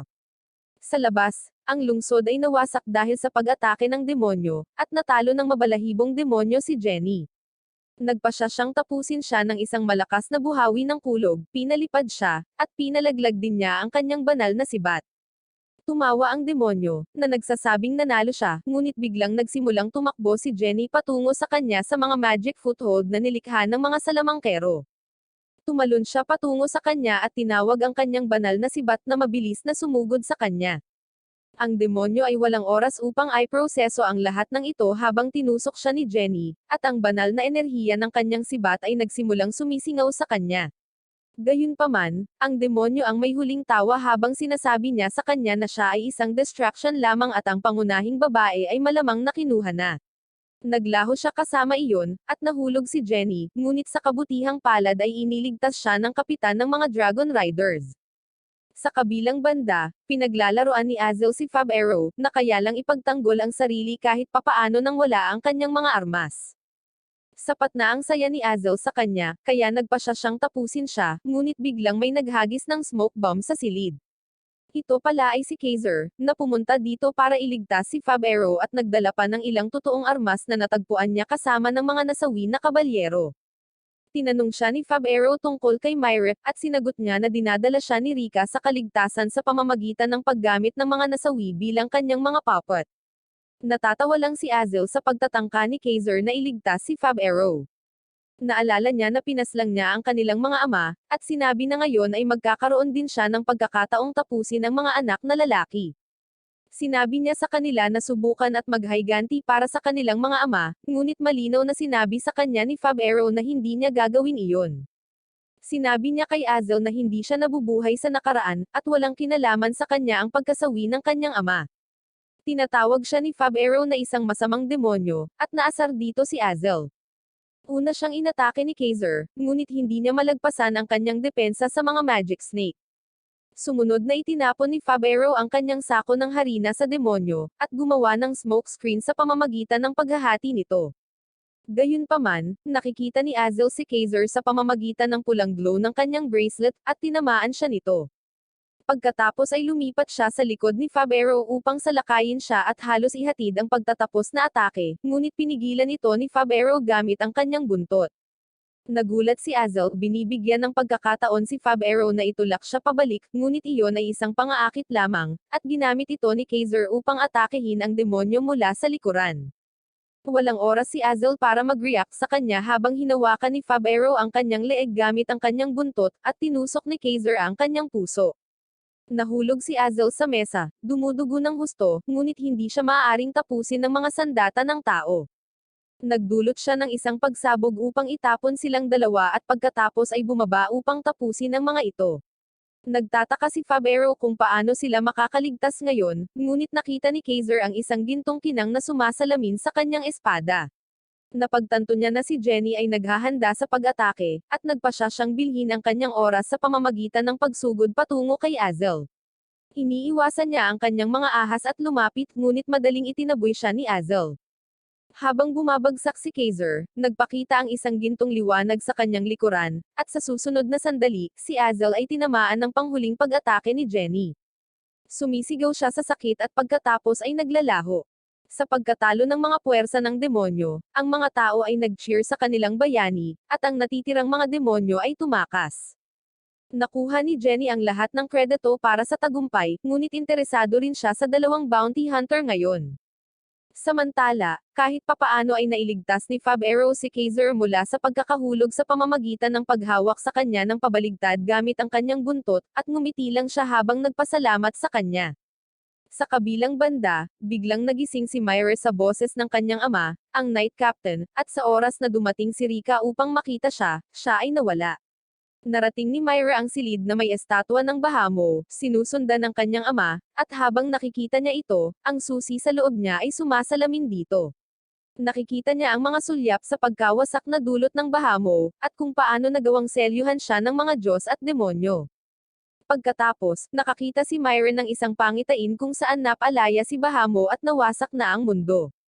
Nakita niya ang susi sa loob niya na nag-resonate kay Bahamo, at kumonekta dito at nagsimulang sumigaw sa sakit. Narinig siya ng mga kaibigan niya na sumisigaw at nakita siyang walang malay. Dinala nila siya sa kanyang silid, at kapag nagising siya, sinabi niya sa kanila ang tungkol sa pangitain na nakita niya. Nakita ni Myra na siya ay natutulog sa loob ng mahabang panahon, at pagkatapos ay tinawag siya ng kanyang master sa mundo. Ibinigay niya sa kanya ang pendant na mayroon siya at sinabi sa kanya na gawin ang kanyang tungkulin, at matutupad ang kanyang hiling sa lupain ng Helheim. Ngayon, gusto ni Myra na makita ang kanyang ama upang matuto ng higit pa tungkol sa kanyang sarili, ngunit pinigilan siya ni Fab Arrow, at sinabing ang paggawa ng mga padalos-dalos na pagkilos na tulad nito ay hindi makakarating sa kanya kahit saan. Sa sandaling iyon, dumating doon ang bise-kapitan at sinabi kay Fab Arrow na ipinatawag siya ng hari at ang kanyang mga kaibigan. Pumunta sila sa courtyard kung saan nagtitipon ang libu-libong mga kabalyero, at iniisip kung ano ang mangyayari sa oras na ito. Nakita ni Myra ang kapitan ng kabalyero, at agad niyang sinubukang lumapit sa kanya, sinabi na siya ang kanyang ama. Pinipigilan siya ni Fab Arrow, ipinahayag ang kanyang pagkalito tungkol sa sitwasyon. Dahil ang kapitan ay tatay ni Myra, dapat ay demonyo siya.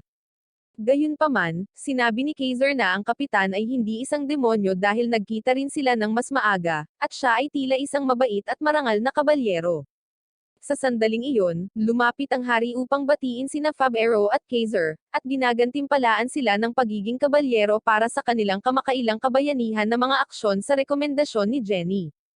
Pakiramdam ni Fab Arrow na ito ay isang abala, ngunit malugod na tinatanggap ni Kaiser ang gantimpala, kaya wala siyang pagpipilian kundi gawin ang parehong bagay. Sila ay kabalyero ng hari, at ang kanilang mga sandata ay ibinalik sa kanila. Napaiyak si Kaiser dahil sa wakas ay natupad niya ang kanyang pangako na ibalik ang karangalan ng kanyang pamilya. Sa sandaling iyon, ang pinuno ng mga anghel ay bumaba mula sa langit at pinuri ang mga tao para sa mahusay na pagtatanggol sa pangunahing babae. Ipinahayag niya na ang mga demonyo ay hindi titigil sa pagkatalo na ito, at patuloy nilang ita-target ang susi ng Diyos, kaya dapat silang maging handa para sa digmaan. Ang anghel ay nagpatawag ng isang banal na espada at ipinadala ito pasulong. Itinaas ng hari ang kanyang mga kamay upang tanggapin ito, ngunit ang espada ay talagang napupunta kay Jenny. Ipinaliwanag ng anghel na ang banal na espadang ito ay maaaring pumaslang ng mga Diyos at hiniling kay Jenny na gamitin ito ng mabuti. Tungkol naman sa hari, binibigyan lamang niya ito ng mga pagpapala at mabuting hangarin. Labis nitong sinasaktan ang ego ng hari, at patuloy niya itong hinahagulgol sa kanyang silid sa gabi, nang hindi napapansin na may naghalo ng magic na gamot sa kanyang inumin. Siya ay nagbuhos ng kanyang sarili ng inumin, at nagreklamo sa larawan ng kanyang ina na ang mga Diyos ay nagpapakita ng higit na atensyon kay Jenny kaysa sa kanya. Bigla niyang narinig ang boses ng kanyang nasawi na ina, at lumingon siya upang makita ito sa likuran niya. Nabigla ang hari, at binalaan siya ng kanyang ina na mag-ingat dahil si Jenny ay naghahabol sa kanyang buhay. Nakita niya ang pangitain ng pag-atake sa kanya ni Jenny, ngunit hinawakan siya ng multo ng kanyang ina at pinapanatili siyang ligtas. Sinabi niya sa kanya na ang eksenang ito ay magkakatotoo sa lalong madaling panahon, at pagkatapos ay tatapusin siya ni Jenny upang maging pinuno ng kahariang ito. Ang hari ay na-brainwash sa pamamagitan nito at nagpa siya na putulin ang mga pakpak ni Jenny sa lalong madaling panahon, at ang taong nagpainom ng gamot sa kanya ay nasiyahan sa mga resulta. Sa kabilang banda, nilapitan ni Fab Arrow si Myra, na kanina pa naglilibot sa palasyo dahil gusto niyang makita ang kanyang ama. Siya at si Rika ay nag-lecture sa kanya tungkol sa pagiging pabaya, ngunit pagkatapos ay nagpa siya si Fab Arrow na matupad ang kanyang nais. Dinala niya siya sa tirahan ng kabalyero, at pinasalamatan siya ni Myra habang tumatalon siya sa gusali. Umakyat din si Rika sa pader dahil ayaw niyang palampasin ang drama, at sumunod naman si Fab Arrow.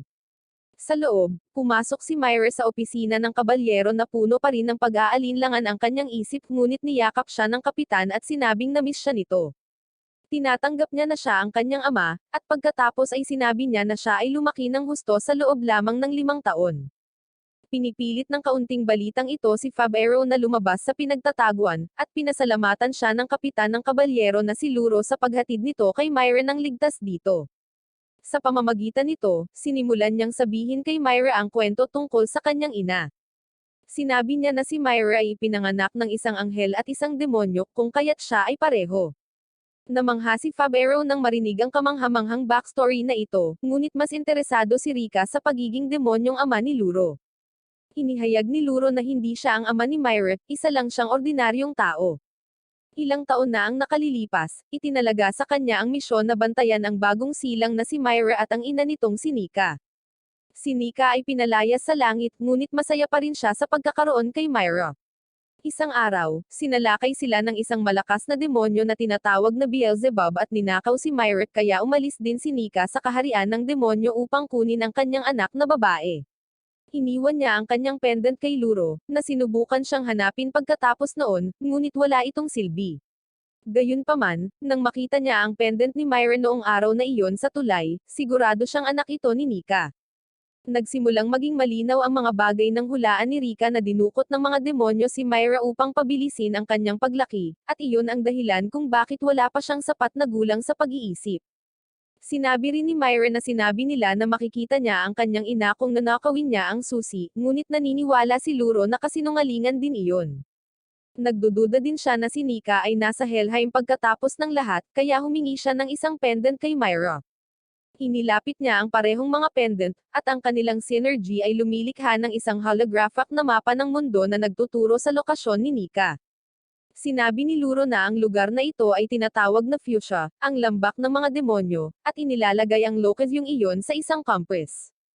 Sinabi rin niya kay Myra na may espesyal na kapangyarihan ang kanyang ina, kaya naman tinutumbok siya ng mga demonyo, at maaaring makuha niya ang susi kay Myra nang hindi siya sinasaktan. Nasa sabik si Myra na puntahan siya, at ipinangako niyang ibabalik niya rito ang kanyang ina. Wala ng plano si Fabero na samahan pa ang dalaga, at naniniwala siyang kahit si Kaiser ay hindi na siya guguluhin pa dahil bumalik na siya sa pagiging kabalyero. Biglang tumunog ang mga kampana ng babala nang muling umatake ang mga demonyo mula sa langit. Habang tinutulungan ni Rika ang Dragon Knights na itaboy ang mga demonyo, sinabi ni Luro kay Myra na gamitin ang mga kanal upang makalabas ng lungsod nang hindi napapansin. Pumunta doon si Fabero para magpaalam at hiniling sa kanya na tanggalin ang kanyang buntot, ngunit sinenyasan lang siya nito na sumama sa kanya sa bangka. Nag-aatubili si Fabero na sumama sa kanya dahil gusto niyang mawala ang buntot na iyon sa buhay niya, at mabilis silang lumabas ng lungsod. Nagpapatuloy ang digmaan sa mga demonyo sa labas, at tinipon ni Luro ang mga kabalyero upang sabihin sa kanila na nakatakas si Myra kasama si Fabero. Ipinadala niya ang lahat upang hanapin siya, na nagsasabi na ang pag-secure sa kanya ay ang pinakamahalagang bagay para sa kanila. Pagkatapos ay inutusan niya si Kaiser na pamunuan ang kanyang sariling pangkat at hanapin si Myra. Sinabi ni Kaiser na wala pa siyang sapat na karanasan upang manguna sa isang pulutong, ngunit hindi iyon ang gusto ni Luro sa kanya. Gusto niyang mahanap ni Kaiser si Myra bago ang iba at pagkatapos ay tulungan siya, gabayan siya sa kanyang destinasyon. Ibinigay pa niya sa kanya ang pendant at sinabihan siyang tulungan siyang mahanap ang kanyang ina. Bumalik sa palasyo, ang bise-kapitan ng kabalyero ay pumasok sa silid ng hari, at pagkatapos ay biglang nalaglag ang kanyang baluti, na nagpapakita na ito ay ganap na hollow, at ang kanyang ulo ay gumulong pababa. Ang hari ay sumisigaw sa takot nang makita ang isang kakilakilabot na kasawian sa harap ng kanyang mga mata, at agad na dumating si Luro upang suriin ang eksena. Sinabi niya sa hari na ang lahat ng mga bantay sa daan ay pinaslang din, at iniisip niya kung sino ang maaaring gumawa nito. Bigla niyang napansin ang mga hibla ng blonde na buhok sa kamay ng bise-kapitan, at sumigaw ang hari na si Jenny ang gumawa nito. Tinawag niya itong mangkukulam at ipinahayag na sinusubukan niyang tapusin siya. Hindi nagtagal, inaresto si Jenny at dinala sa harap ng hari. Sinusubukan niyang patunayan ang kanyang pagiging inosente, ngunit hindi siya pinakinggan ng hari. Hiniling niyang kausapin ang anghel na nagpala sa kanya, ngunit sinabi ng hari na hindi darating ang anghel dahil umalis na siya para asikasuhin ang mga bagay sa Bahamo. Hinatulan niya si Jenny na isang mangkukulam at idineklara na siya ay tatapusin, na labis niyang ikinasindak. Sa kanyang maliit na selda ng bilangguan, patuloy na nananalangin si Jenny sa Diyos, at pagkatapos ay biglang nagpakita sa likuran niya ang mastermind sa likod ng lahat. Sinusubukan niyang tuksuhin siya sa madilim na bahagi, na sinasabing pinagtaksilan siya ng mga tao at kahit ang kanyang mga mahal na anghel ay hindi darating para iligtas siya. Tumanggi si Jenny na bigyang pansin ang kanyang mga salita, kaya nag-iwan lamang ang demonyo ng isang vial ng isang misteryosong potion. Sinabi niya sa kanya na inumin ito, at pagkatapos ay malalaman niya ang lahat ng mga bagay na itinago sa kanya ng mga Diyos. Ang pagpaslang kay Jenny ay inihayag sa publiko, at tumanggi silang maniwala na susubukan niyang saktan ang hari. Gayunpaman, ang hari ay nagdedeliryo ngayon, at sinabi niya kay Luro na arestuhin at parusahan ang lahat ng sumusuporta kay Jenny. Samantala, nakita at narinig ni Rika ang lahat, kaya sinimulan niyang imbestigahan ang bagay. Naabot niya ang isang lihim na lab sa kaloob-looban ng kastilyo na maraming makulimlim na sangkap. Mayroon ding magic circle na iginuhit sa lupa. Habang iniisip niya kung ano iyon, dumating doon ang mastermind para harapin siya. Sinabi niya kay Rika na hindi niya ito papayag ang umalis pagkatapos niyang makita ang kanyang sikreto, ngunit ginagamit ni Rika ang kanyang kapangyarihan para kontrolin ang lahat ng sangkap sa silid na dating nasawi na mga hayop, at inaatake ang demonyo.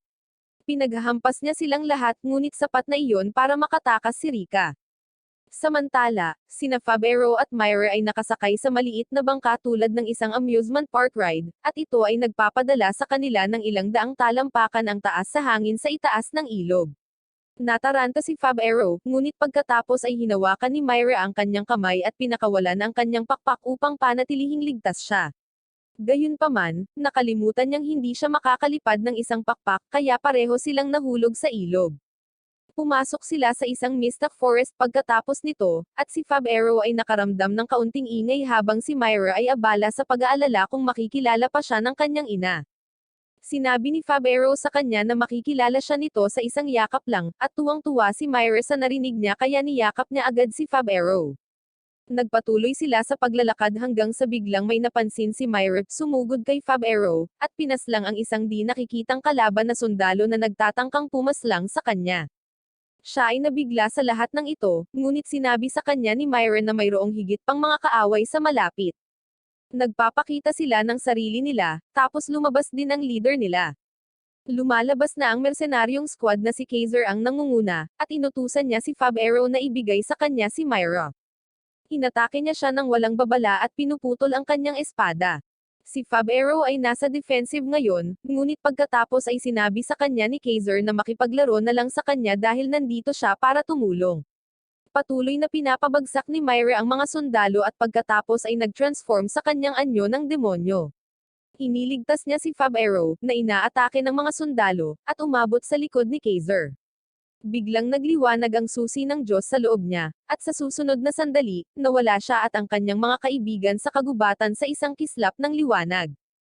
Parang nasa iisang lugar sila pero magkahiwalay na dimensyon. Hindi sila nakikita ng mga sundalo at nagpasya silang umatras. Nakikita ni Fabero at ng kanyang mga kaibigan ang kagubatan na kakaiba ngayon, at iniisip nila kung ano ang nangyayari. Bigla nilang napansin ang isang kumikinang na pangil na nakaimbed sa ugat ng puno at nagpasya silang alisin ito. Parehong nabigo sina Kaiser at Myra habang tinatamad lang si Fabero na nakahiga. Sinabi nila sa kanya na subukang alisin ito, at habang iniisip niya na ito ay imposible, ang pangil ay lumabas ng walang anumang kahirapan. Naghahanda sina Myra at Kaiser na lumaban, at tinanong sila ni Fabero kung ano ang kanilang ginagawa. Gayunpaman, itinutok nila ang kanilang mga sandata sa isang bagay na malaki at malakas na tumataas sa likuran niya. Ang higanteng nilalang ay lumabas na isang mabait na dragon, at nagpapasalamat siya sa mga tao sa pagtanggal ng pangil na gumugulo sa kanya sa nakalipas na 2,000 taon. Tinanong siya ni Fabero kung sino siya, at unang sinabi sa kanila ng dragon na ang pangil ay isang maliit na spike na pagmamay-ari ng Bahamo. Sinabi ng dragon na ang Bahamo ay nagpakita sa Earth ng maraming beses, sinisira ang mundo ng paulit-ulit. Gayunpaman, nang magpakita siya 2,000 taon na ang nakalilipas, nagawa siyang selyuhan ng mga Diyos at demonyo ng isang himala. Sa panahong iyon, ang mga spike sa kanyang katawan ay lumipad palabas sa iba't ibang direksyon, at ang isa sa kanila ay pumasok sa magkahiwalay na dimensyon at tinusok ang kanyang binti. Ang mabait na dragon ay nagsabi na ang selyo sa Bahamo ay humihina, at siya ay nasa bingit ng muling pagkabuhay dahil kay Myra. Pinagmamasdan niya ang lahat mula sa kanyang sukat, at sinabi na ang mga Diyos at mga demonyo ay nagtitipon na ng kanilang mga puwersa upang maghanda para sa hinaharap. Habang ang mga Diyos ay nagpaplano na pigilan ang mga demonyo sa muling pagbuhay sa Bahamo, ang mga demonyo ay tila nagbabalak na akusahan sila ng muling pagbuhay sa Bahamo upang bigyang katwiran ang isang tadong digmaan. Naniniwala si Fab Arrow na walang mangyayari, ngunit habang sinasabi sa kanya ng dragon na ang pagkawasak ay ang kapalaran ng mundo, bigla siyang nakakita ng mga pangitain ng kanyang malaimpyernong panaginip. Kinakabahang tinanong ni Myra ang dragon kung ang buong mundo, kasama ang kanyang ina, ay masasawi dahil sa kanya, at maaari lamang itong sumang-ayon. Gayunpaman, sinabi niya sa kanya na mayroong isang paraan upang maiwasan ito. Sinabi niya sa kanya na manatili sa hiwalay na dimensyon na ito magpakailanman kung gusto nilang pigilan ang paggising ng Bahamo, ngunit nangangahulugan iyon na hindi na muling makikita ni Myra ang kanyang ina, at nagsimula siyang umiyak. Naiirita si Fab Arrow sa lahat ng nangyayari, kaya humakbang siya at sinabihan ang dragon na sirain ang kapalaran. Sinabi niya kay Myra na hindi sila titigil dito kapag malapit na silang makita ang kanyang ina. Ipinahayag niya na kung ang pagkawasak ang tanging kapalaran ng mundo, babaguhin nila ito. Tinamaan niya ang lupa gamit ang pangil ng Bahamo, at biglang nabasag nito ang magkahiwalay na dimensyon at lumikha ng isang butas na patungo sa totoong mundo. Hindi inaasahan ni Fab Arrow na mangyayari talaga iyon, kaya pinagpapawisan siya, pero niyakap siya ni Myra at nagpasalamat. Tinatawanan nito ng dragon, at sinabing siya ay tunay na natutuwa at nagulat sa saloobin ni Fab Arrow. Sinabi niya sa kanila na magpatuloy, bumabati sa kanilang lahat, at ibinigay ang pangil ni Bahamo kay Fab Arrow bilang regalo. Umalis muna sina Myra at Kaiser, at pinahinto ng dragon si Fab Arrow para sa isang huling pag-uusap. Ibinunyag niya na hanggat na kay Myra ang susi, hindi na mauulit ang himala noong nakalipas na 2,000 taon. Sa ngayon, sina Zeus at Satan ay nasa anyo ng mga susi, at maaari nilang ipakita ang kanilang kapangyarihan sa pamamagitan lamang ng paggamit ng sisidlan ng tao. Dahil walang dugo ng tao si Myra, hindi niya maaaring panatilihing selyado ang Bahamo. Sa kabaligtaran, kung lalapit siya sa Bahamo, ang susi ay permanenteng magsasama sa kanyang katawan, at pagkatapos ay walang paraan upang pigilan ito. Kaya naman sinabi ng dragon kay Fab Arrow na ang tanging paraan para mailigtas ang mundo ay ang tapusin si Myra. Nang maglaon, narating nila ang Prodosia, ang lambak ng mga demonyo. Nasa sabik si Myra na makilala ang kanyang ina, ngunit naiisip lamang ni Fab Arrow ang mga salita ng dragon. Sa kabilang banda, nakatali si Jenny sa istaka para tapusin. Sinabi ng mga tao sa hari na muling isaalang-alang ito, ngunit ipinahayag niya na si Jenny ay hindi isang santo kundi isang masamang mangkukulam na sumisira sa kaharian. Dumating din doon si Bacchus, at nakaramdam siya ng kakaiba sa sitwasyon. Ipinahayag ng hari na susunugan si Jenny sa istaka, at nagsimulang tumulak ang mga nagprotesta laban sa mga gwardya. Ang istaka ay sinunog, at ang mga tao ay dumaan sa mga gwardya upang iligtas siya. Inutusan ng hari ang kanyang mga sundalo na pabagsakin ang lahat ng mga rebelde, at sinimulan ng mga kabalyero ang pagpaslang ng mga tao, na lalong nagpagalit sa kanila. Napaiyak na lang si Jenny at nagmamakaawa na matigil na ang kaguluhan na ito. Tanggap na niya ang kanyang kapalaran, ngunit ayaw niyang mapahamak ang mga inosenteng tao. Siya ay sumigaw sa mga Diyos para sa tulong, at pagkatapos ay biglang ang apoy na nakapaligid sa kanya ay naging anyong mga anghel at sinabi sa kanya na ang mga Diyos ay walang pakialam sa mga tao. Bilang santo, trabaho niya ang ayalay sa mga Diyos para muling magising si Zeus. Nabalisa doon si Jenny, ngunit biglang nagpakita sa harap niya ang mastermind na may dalang bote ng gamot na iniaalok niya sa kanya noon. Sinabi niya sa kanya na kunin ito ngayong alam niya ang katotohanan tungkol sa mga Diyos. Ibinuka niya ang kanyang bibig, at ang gamot ay pumapasok sa loob ng siya ay tinatakpan ng apoy. Nagagalak ang hari na nasawi na si Jenny, ngunit biglang sumiklab ang asul na apoy sa paligid niya, at siya ay naging demonyo. Ang lahat ay natatakot ngayon, at pagkatapos ay tinawag lamang ni Jenny ang banal na espada na ibinigay sa kanya ng pinuno ng mga anghel. Sa sandaling nasa kamay niya ang espada, ito ay nagiging itim at naging isang demonyong espada. Tinusok ni Jenny ang lupa gamit ito, lumikha ng isang lumilipad na golem, at nakatakas sa kabisera para sa kabutihan, iniwan ang hari at ang kanyang mga ministro sa takot. Pinapanood lang ni Bacchus ang lahat nang biglang lumapit sa kanya si Rika na may dalang mahalagang bagay. Sumakay sila sa kanyang karwahe habang sinasabi sa kanya ni Rika ang tungkol sa mastermind, at sinabi na si Jenny ay hindi naging demonyo sa pamamagitan ng pakikipag-ugnayan sa isa ngunit sa pamamagitan ng paggamit ng gamot. Naniniwala siya na ito ay isang uri ng spell, at tinanong niya si Bacchus kung may alam siya tungkol dito. Sinabi ni Bacchus sa kanya ang tungkol sa isang mahiwagang wanted figure na may ganoong kakayahan. Hindi alam kung tao ba siya or demonyo, pero kahit saan siya magpunta, nag-iiwan siya ng bundok ng mga bangkay. May kapangyarihan siyang baguhin ang kanyang hitsura, kontrolin ang ibang tao, at maging demonyo rin. Ibubunyag na sana ni Bacchus ang pangalan ng taong iyon nang biglang may nasagasaan ang kanyang karwahe. Lumabas si Bacchus upang tingnan kung sino iyon, at sa kanyang pagtataka, ito ay ang sugatang si Azel. Pinapasok niya siya, at hindi nagtagal ay binuksan ni Azel ang kanyang mga mata upang makitang abala si Rika sa kanyang mga eksperimento. Sinabi ni Bacchus sa nahulog na anghel na huwag subukan ang anumang nakakatawa dahil pinigilan siya ng mga banal na bendahe, at kung susubukan niyang gawin ang anumang bagay, sasabog siya. Sinabi ni Rika kay Azel na mayroon siyang ilang katanungan para sa kanya tungkol sa mastermind na nagnakaw ng susi. Sa kabilang banda, naglalakad si Fab Arrow at ang kanyang grupo sa Valley of Demons nang biglang nagsimulang manginig at nahati ang lupa. Nagsisimulang lumutang paitaas ang malalaking tipak ng lupa, at pagkatapos ay lumilipad na kuta na katulad ng kay Azel ang nagpapakita. Sa pagkakataong ito ay kinokontrol ito ng mastermind, na nagpahayag na ang susi ng demonyo at ang susi ng Diyos ay malapit ng magkaisa, at magsisimula na ang kaguluhan. Inalis niya ang kanyang disguise, at kinilala ni Myra ang tao bilang si Marto, ang kanyang master.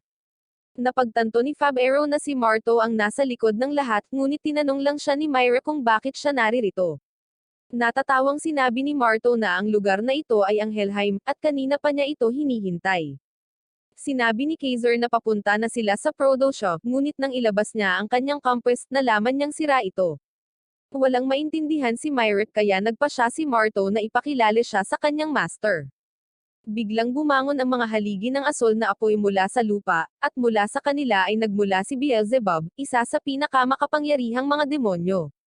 Ipinahayag ni Marto na dahil wala si Satan, ngayon ay mamumuno na si Beelzebub sa mundo. Biglang, si Fab Arrow at Kaiser ay nakulong sa isang magic prison, at sinabi ni Beelzebub kay Myra na ngayon na ang oras para sa kanya upang tuparin ang kanyang tungkulin at iangat ang selyo ng Bahamo. Tumanggi si Myra, sinabing babaguhin niya ang kanyang kapalaran at hahanapin ang kanyang ina, na mag-aalis ng susi sa loob niya. Sinabi ni Marto na kung gusto niyang makilala ang kanyang ina, gagawin niya itong madali para sa kanya. Pinitik niya ang kanyang mga daliri, at bumagsak ang isang malaking kristal sa harapan ni Myra kung saan nakakulong ang kanyang ina na si Nika.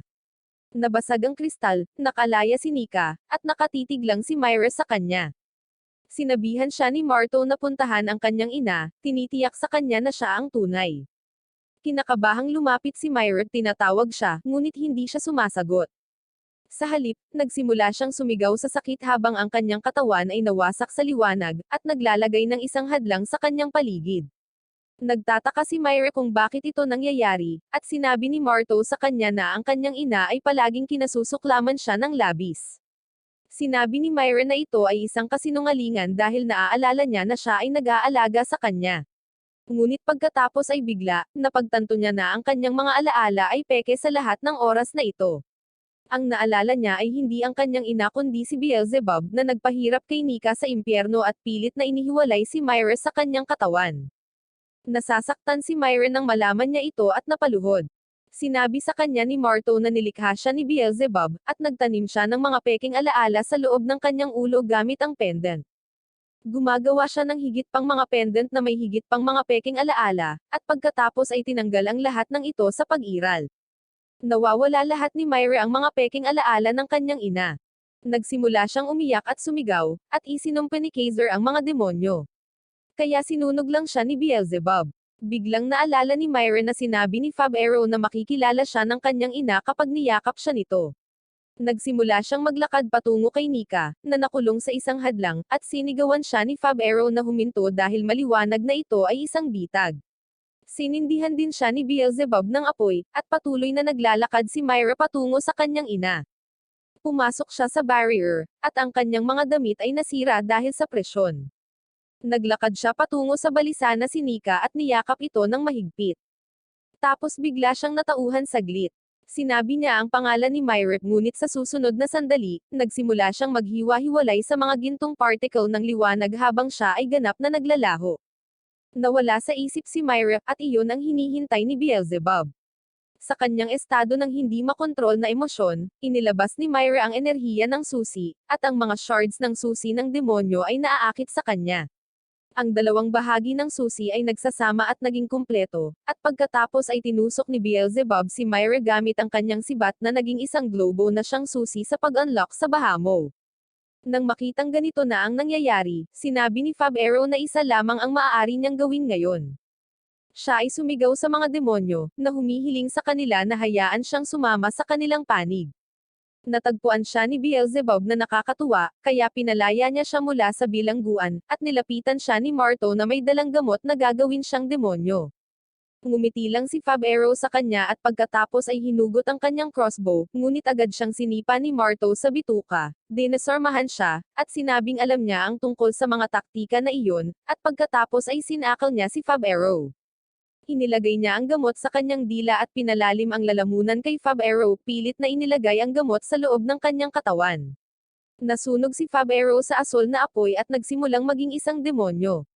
Natatakot lamang na pinapanood ni Kaiser ang lahat, at nang tumalikod si Fab Arrow upang harapin siya, malinaw na may mga mata siyang demonyo. Pagkatapos ay ibinigay ni Marto ang susi kay Beelzebub na bumasag sa bilangguan ni Kaiser at itinapon siya sa gilid. Kasabay nito, si Beelzebub at ang kanyang lumilipad na kastilyo ay tumungo sa Abos, ang banal na lupain kung saan ang mga anghel ay nagsisikap na panatilihing selyado ang Bahamo, dahil ang pagkumpleto ng susi ay nagpapahina pa sa selyo. Samantala, si Rika at iba pa ay patungo na rin sa Abos. Matapos pumayag si Azel na makipagkasundo sa kanya, ipinahayag niya na si Beelzebub ang namamahala sa Helheim at siya ang nagmamanipula kay Myra para gawin ang kanyang utos. Nang salakayin niya si Myra kanina, ang kapangyarihan ni Beelzebub ang nagpatalsik sa kanya, at personal din niya itong hinarap. Siya ay tinulungan ni Marto sa bagay na iyon, at sinabi ni Bacchus na ito ang pangalan ng misteryosong wanted na kausap niya kanina. Naniniwala si Rika na hindi naman isang demonyo si Marto dahil nakikita niya ang kanyang mga panlilinlang. Naghahanda siya ng ilang mga gamot para labanan ang mga demonyo, at pagkatapos ay sinabihan si Azel na dapat silang magmadali bago mapalaya si Bahamo.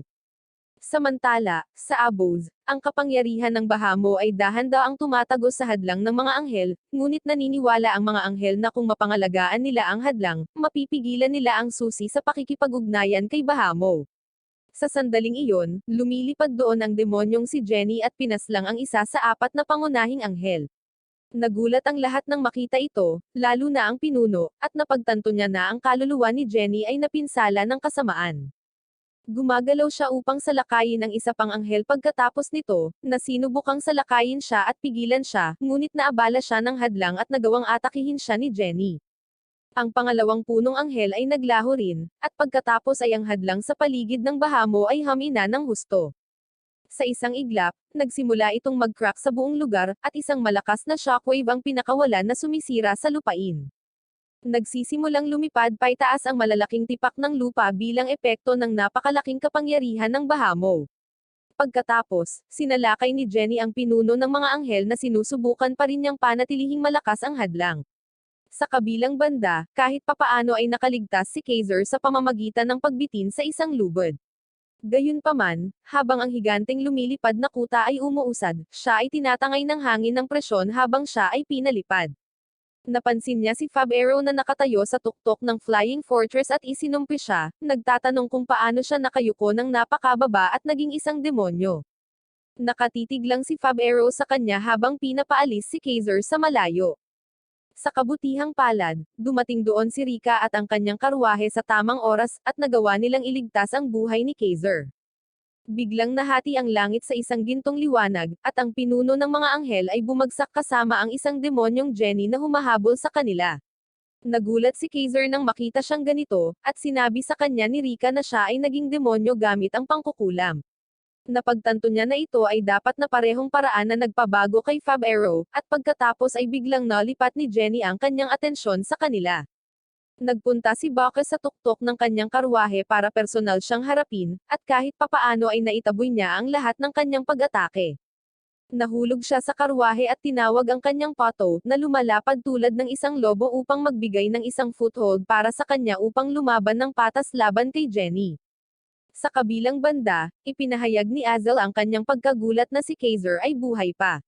Nagulat si Kaiser nang makita din siya, at sinabi sa kanya ni Azel na kahit na nakakalungkot nasa parehong panig sila ngayon. Nangako siyang haharapin siya mamaya at pagkatapos ay lumipad.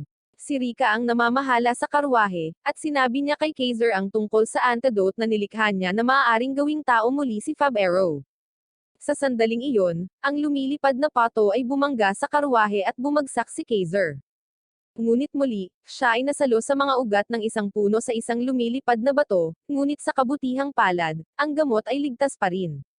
Sa sandaling iyon, dumating doon si Azel at ipinahayag na aayusin muna niya ang mga bagay sa kanya. Pinalaya niya si Kaiser mula sa mga ugat at pagkatapos ay lumipad na kasama niya. Sa itaas nila, patuloy na naglalaban sina Bacchus at Jenny, at nang makitang nakabuka ang bibig ni Jenny, ibinato ni Rika ang kanyang braso na naglalaman ng gamot sa kanya. Gayunpaman, ang pato ay hamarang muli, at nawala sa kanya ang huling tableta ng panlunas. Nabigo si Rika dahil ito ang huling tableta, ngunit biglang, ang pinuno ng mga anghel ay nabangga kay Jenny at itinapon siya. Pinutol ni Jenny ang kanyang braso at tinusok siya, ngunit mahigpit siyang hinawakan ng anghel. Kinuha niya ang antidote pill at ipinakain ito kay Jenny sa pamamagitan ng isang kiss. Huminto siya sa paglaban habang ang antidote ay pumasok sa kanyang katawan, at nagsimula siyang maging isang tao muli. Pareho silang natamba, at biglang natauhan si Jenny. Nalungkot siya nang makita ang kanyang ginawa, ngunit sinabi sa kanya ng anghel na ito ang kanilang kaparusahan sa pagtrato sa mga tao bilang mga kasangkapan lamang. Nagsimulang umiyak si Jenny, at sinabi sa kanya ng anghel na kailangan niyang patuloy na mabuhay bilang banal na santo at gabayan ang mga tao sa isang bagong panahon.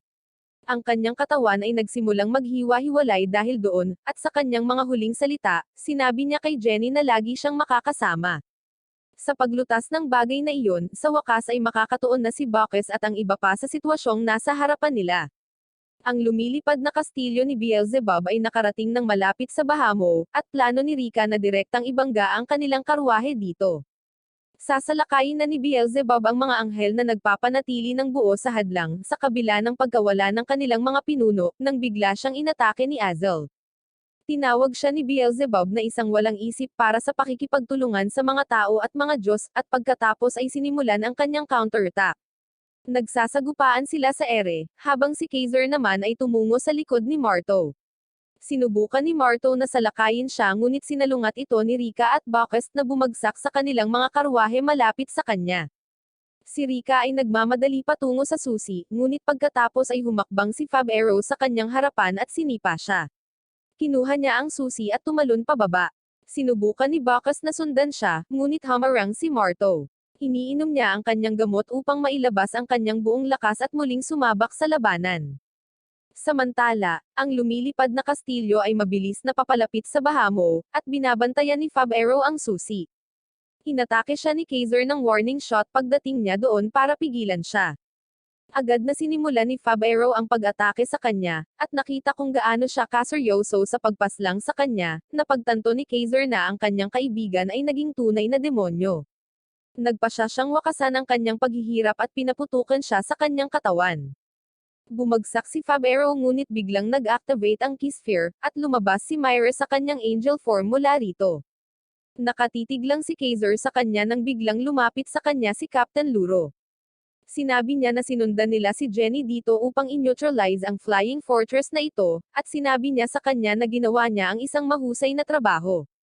Sinabi niya kay Kaiser na tumingin sa unahan, habang ang mga Diyos ay nagsimulang bumaba mula sa langit mismo. Sinabi ni Luro na ang lahat ay maayos na ngayon at dapat silang mabilis na makalayo.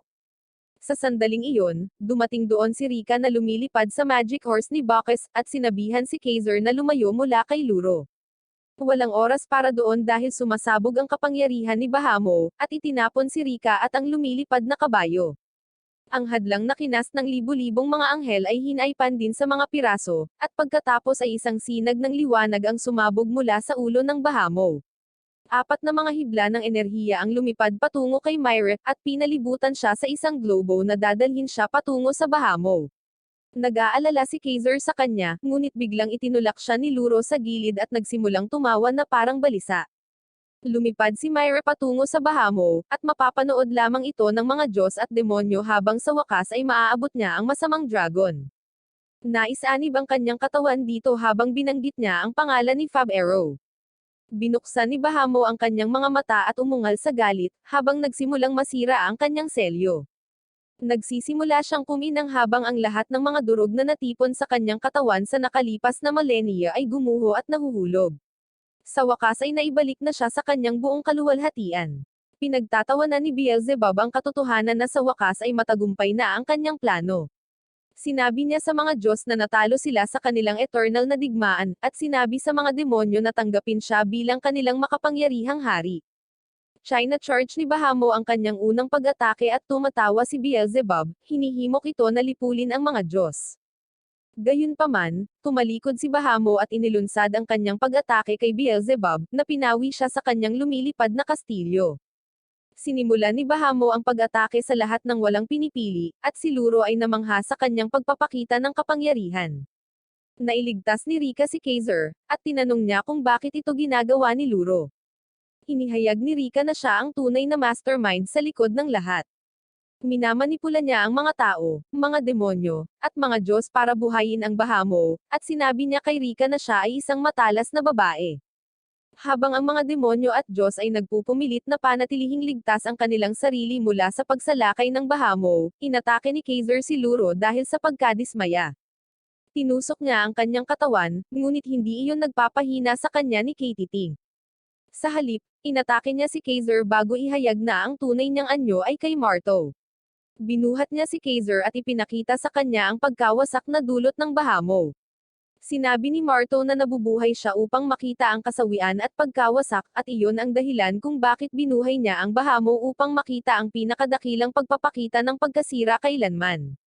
Unstable din ang katawan niya ngayon dahil sa sobrang daming nakakalokang potion. Biglang gumalaw ang lumilipad na kastilyo, at kinuha ang pagkakataong ito, kumawala si Kaiser sa pagkakahawak ni Marto at kinuha ang kanyang espada. Nagpasya si Marto na hayaan silang makipaglaban sa dati nilang kaibigan, at tinawagan niya si Fab Arrow para tulungan siyang lumaban. Parehong nagulat sina Kaiser at Rika ngayon, at inilabas ni Fab Arrow ang espada na ginawa niya gamit ang pangil ni Bahamo at umatake sa kanila. Sa kabilang banda, ang Bahamo ay nagdudulot ng kaguluhan, pinapaslang ang mga Diyos at mga demonyo sa isang welga.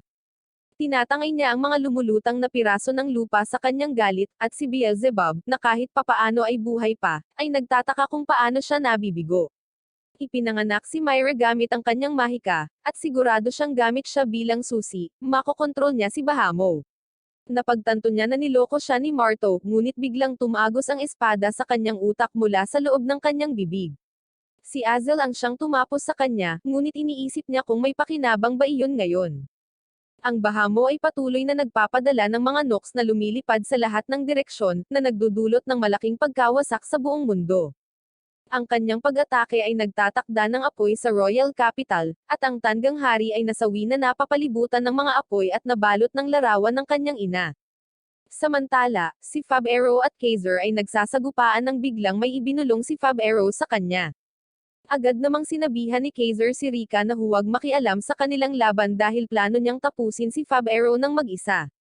Patuloy silang nakikipaglaban sa isa't isa, walang pakialam sa nangyayari sa kanilang paligid. Ang higanteng lumilipad na kastilyo ay nataman ng pag-atake ni Bahamo at bumangga sa isang lumulutang na isla, na inihagis ang lahat sa kaguluhan, ngunit hindi pa rin napipigilan sina Fab Arrow at Kaiser. Patuloy silang nag-aaway, at nagawa ni Kaiser na desarmahan si Fab Arrow. Inihagis ni Marto ang kanyang espada kay Fab Arrow, na ginamit ito para hiwain ang braso ni Kaiser at dinala ito kay Marto bilang kanyang parangal. Ang masamang tao ay nasiyahan dito, ngunit pagkatapos ay biglang sinabi sa kanya ni Fab Arrow na kung siya ay isang wanted na tao, dapat siyang maging mas maingat. Si Marto ay nalito saglit ngunit pagkatapos ay sinabi ni Kaiser ang magic spell na ginagawang isa sa mga figure sa collectible card. Nag-activate ang spell sa pamamagitan ng kanyang Bounty Hunter bracelet na nasa kamay ni Fab Arrow, at naging card lang si Marto. Agad na sinimulan ni Rika ang pag-aayos ng kanyang pinsala, at pagkatapos ay tinanong si Fab Arrow kung kailan siya bumalik sa kanyang katinuan. Sinagot niya na nangyari ito nang atakihin siya ni Kaiser sa katawan gamit ang arrow na binalutan ng antidote. Pagkatapos noon, nakaisip sila ng planong talunin si Marto, at ang pagpuputol sa braso ni Kaiser ay naging isang pangangailangan kung hindi ay hindi nila maloloko si Marto. Pumunta din doon si Bacchus, at inihagis ni Fab Arrow ang bounty card sa kanya. Sa pamamagitan nito, pinapanood nila si Bahamo na pinaputok ang kanyang mga pag-atake sa lahat ng dako, at si Fab Arrow ay bumangon, na nagpapahayag na ititigil niya ang pagkawasak ng mundo. Nais din siyang tulungan ni Kaiser, ngunit nang sabihin ni Fab Arrow na plano niyang tapusin si Myra para iligtas ang mundo, nawala ang kanyang pagiging cool. Sinabi sa kanya ni Fab Arrow na ang matandang dragon sa kagubatan ay nagsabi sa kanya na walang ibang paraan upang malutas ang mga bagay, dahil ngayon ay hindi nila mapalaya si Myra, at siya ay pinagsama sa Bahamo. Sinabi ni Bacchus kay Kaiser na huminto dahil alam niyang tama si Fab Arrow. Pagkatapos ay tinanong ni Fab Arrow si Bacchus kung maaari niyang gawin siyang maabot ang ulo ni Bahamo, at ginamit niya ang kanyang mahika upang gawing higanti ang kanyang nagsasalitang pato upang siya ay kumilos bilang isang sakay. Sinimulan din ni Kaiser na umakyat sa likod ng pato, at nanumpa siya na gagawa siya ng paraan para paghiwalayin si Myra mula sa Bahamo. Sa pamamagitan nito, ang higanteng pato ay lumipad at pumunta patungo sa Bahamo. Gayunpaman, ang pag-atake ng dragon ay nagdudulot ng matinding kahirapan, at pakiramdam niya ay hindi siya makakalapit sa kanya ng ligtas. Si Kaiser at Fab Arrow ay patuloy na nagtutulak sa kanya. At ang pato ay sumusubok na lumapit, ngunit ang Bahamo ay aktibong tina-target siya ngayon, at halos matamaan siya sa kanyang pag-atake. Nais ni Fab Arrow na ang dragon ay manatiling tahimik lamang ng 1 minuto, at pagkatapos ay ang kanyang kahilingan ay biglang napagbigyan. Pinalibutan ng mga Diyos at demonyo ang Bahamo, gamit ang kanilang kapangyarihan upang bitagin ito sa isang hadlang. Ang dragon ay hindi makagalaw or makaatake ngayon, at ipinahayag ni Fab Arrow na ito na ang kanilang pagkakataon. Lumipad sila sa mga puwang sa hadlang at umabot sa ulo ni Bahamo.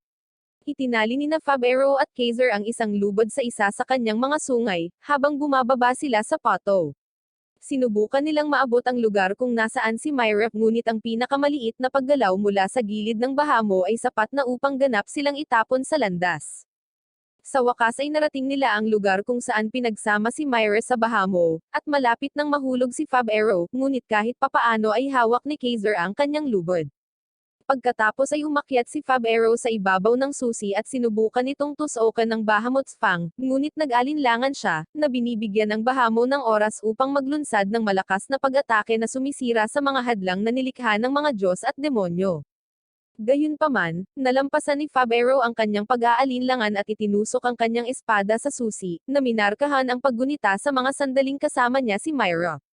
Sa sandaling tinusok niya ang marka, isang maliwanag na liwanag ang pinakawalan mula sa ulo ni Bahamo, at sa gitna ng liwanag, si Fab Arrow ay kamukhang kamukha ng banal na kabalyero mula sa hula na pinag-uusapan ni Jenny. Ang Bahamo ay nagsimulang bumagsak, at si Fab Arrow ay itinapon din sa kanyang posisyon. Natagpuan niya ang kanyang sarili na nakabitin sa harap ng mata ng Bahamo, at pagkatapos ay biglang, nagpakita si Myra mula dito. Natuwa siya na dumating siya, at sinabi sa kanya ni Fab Arrow na pinawala niya ang kanyang buntot. Ngayon ay malapit na siyang masiraan ng loob, ngunit si Fab Arrow ay humingi ng paumanhin para sa kanyang biro at ipinangako na lagi itong darating upang tulungan siya sa tuwing siya ay may problema. Nagsorry din siya dahil hindi niya nailigtas ang nanay niya, pero sinabi ni Myra na ayos lang. Sinabi niya na nakilala siya ng kanyang ina nang yakapin siya, tulad ng sinabi ni Fab Arrow. Pagkatapos ay sinabihan siya ni Fab Arrow na kalimutan ang tungkol sa Helheim dahil ngayon ay dadalhin niya siya sa isang mas maganda at mas maaliwalas na lugar.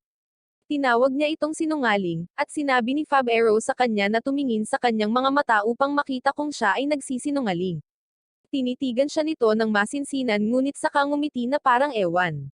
Bigla siyang kinis ni Myra at pinananatili ito hanggat kaya niya. Bumalik siya sa loob ng mata ni Bahamo, nang hinahabang pinasasalamatan niya si Fab Arrow sa lahat. Parehong nakikita ito ng mga Diyos at mga anghel bilang kanilang pagkakataon, at nagmamadali patungo sa walang kakayahan na Bahamo upang muling selyuhan ito.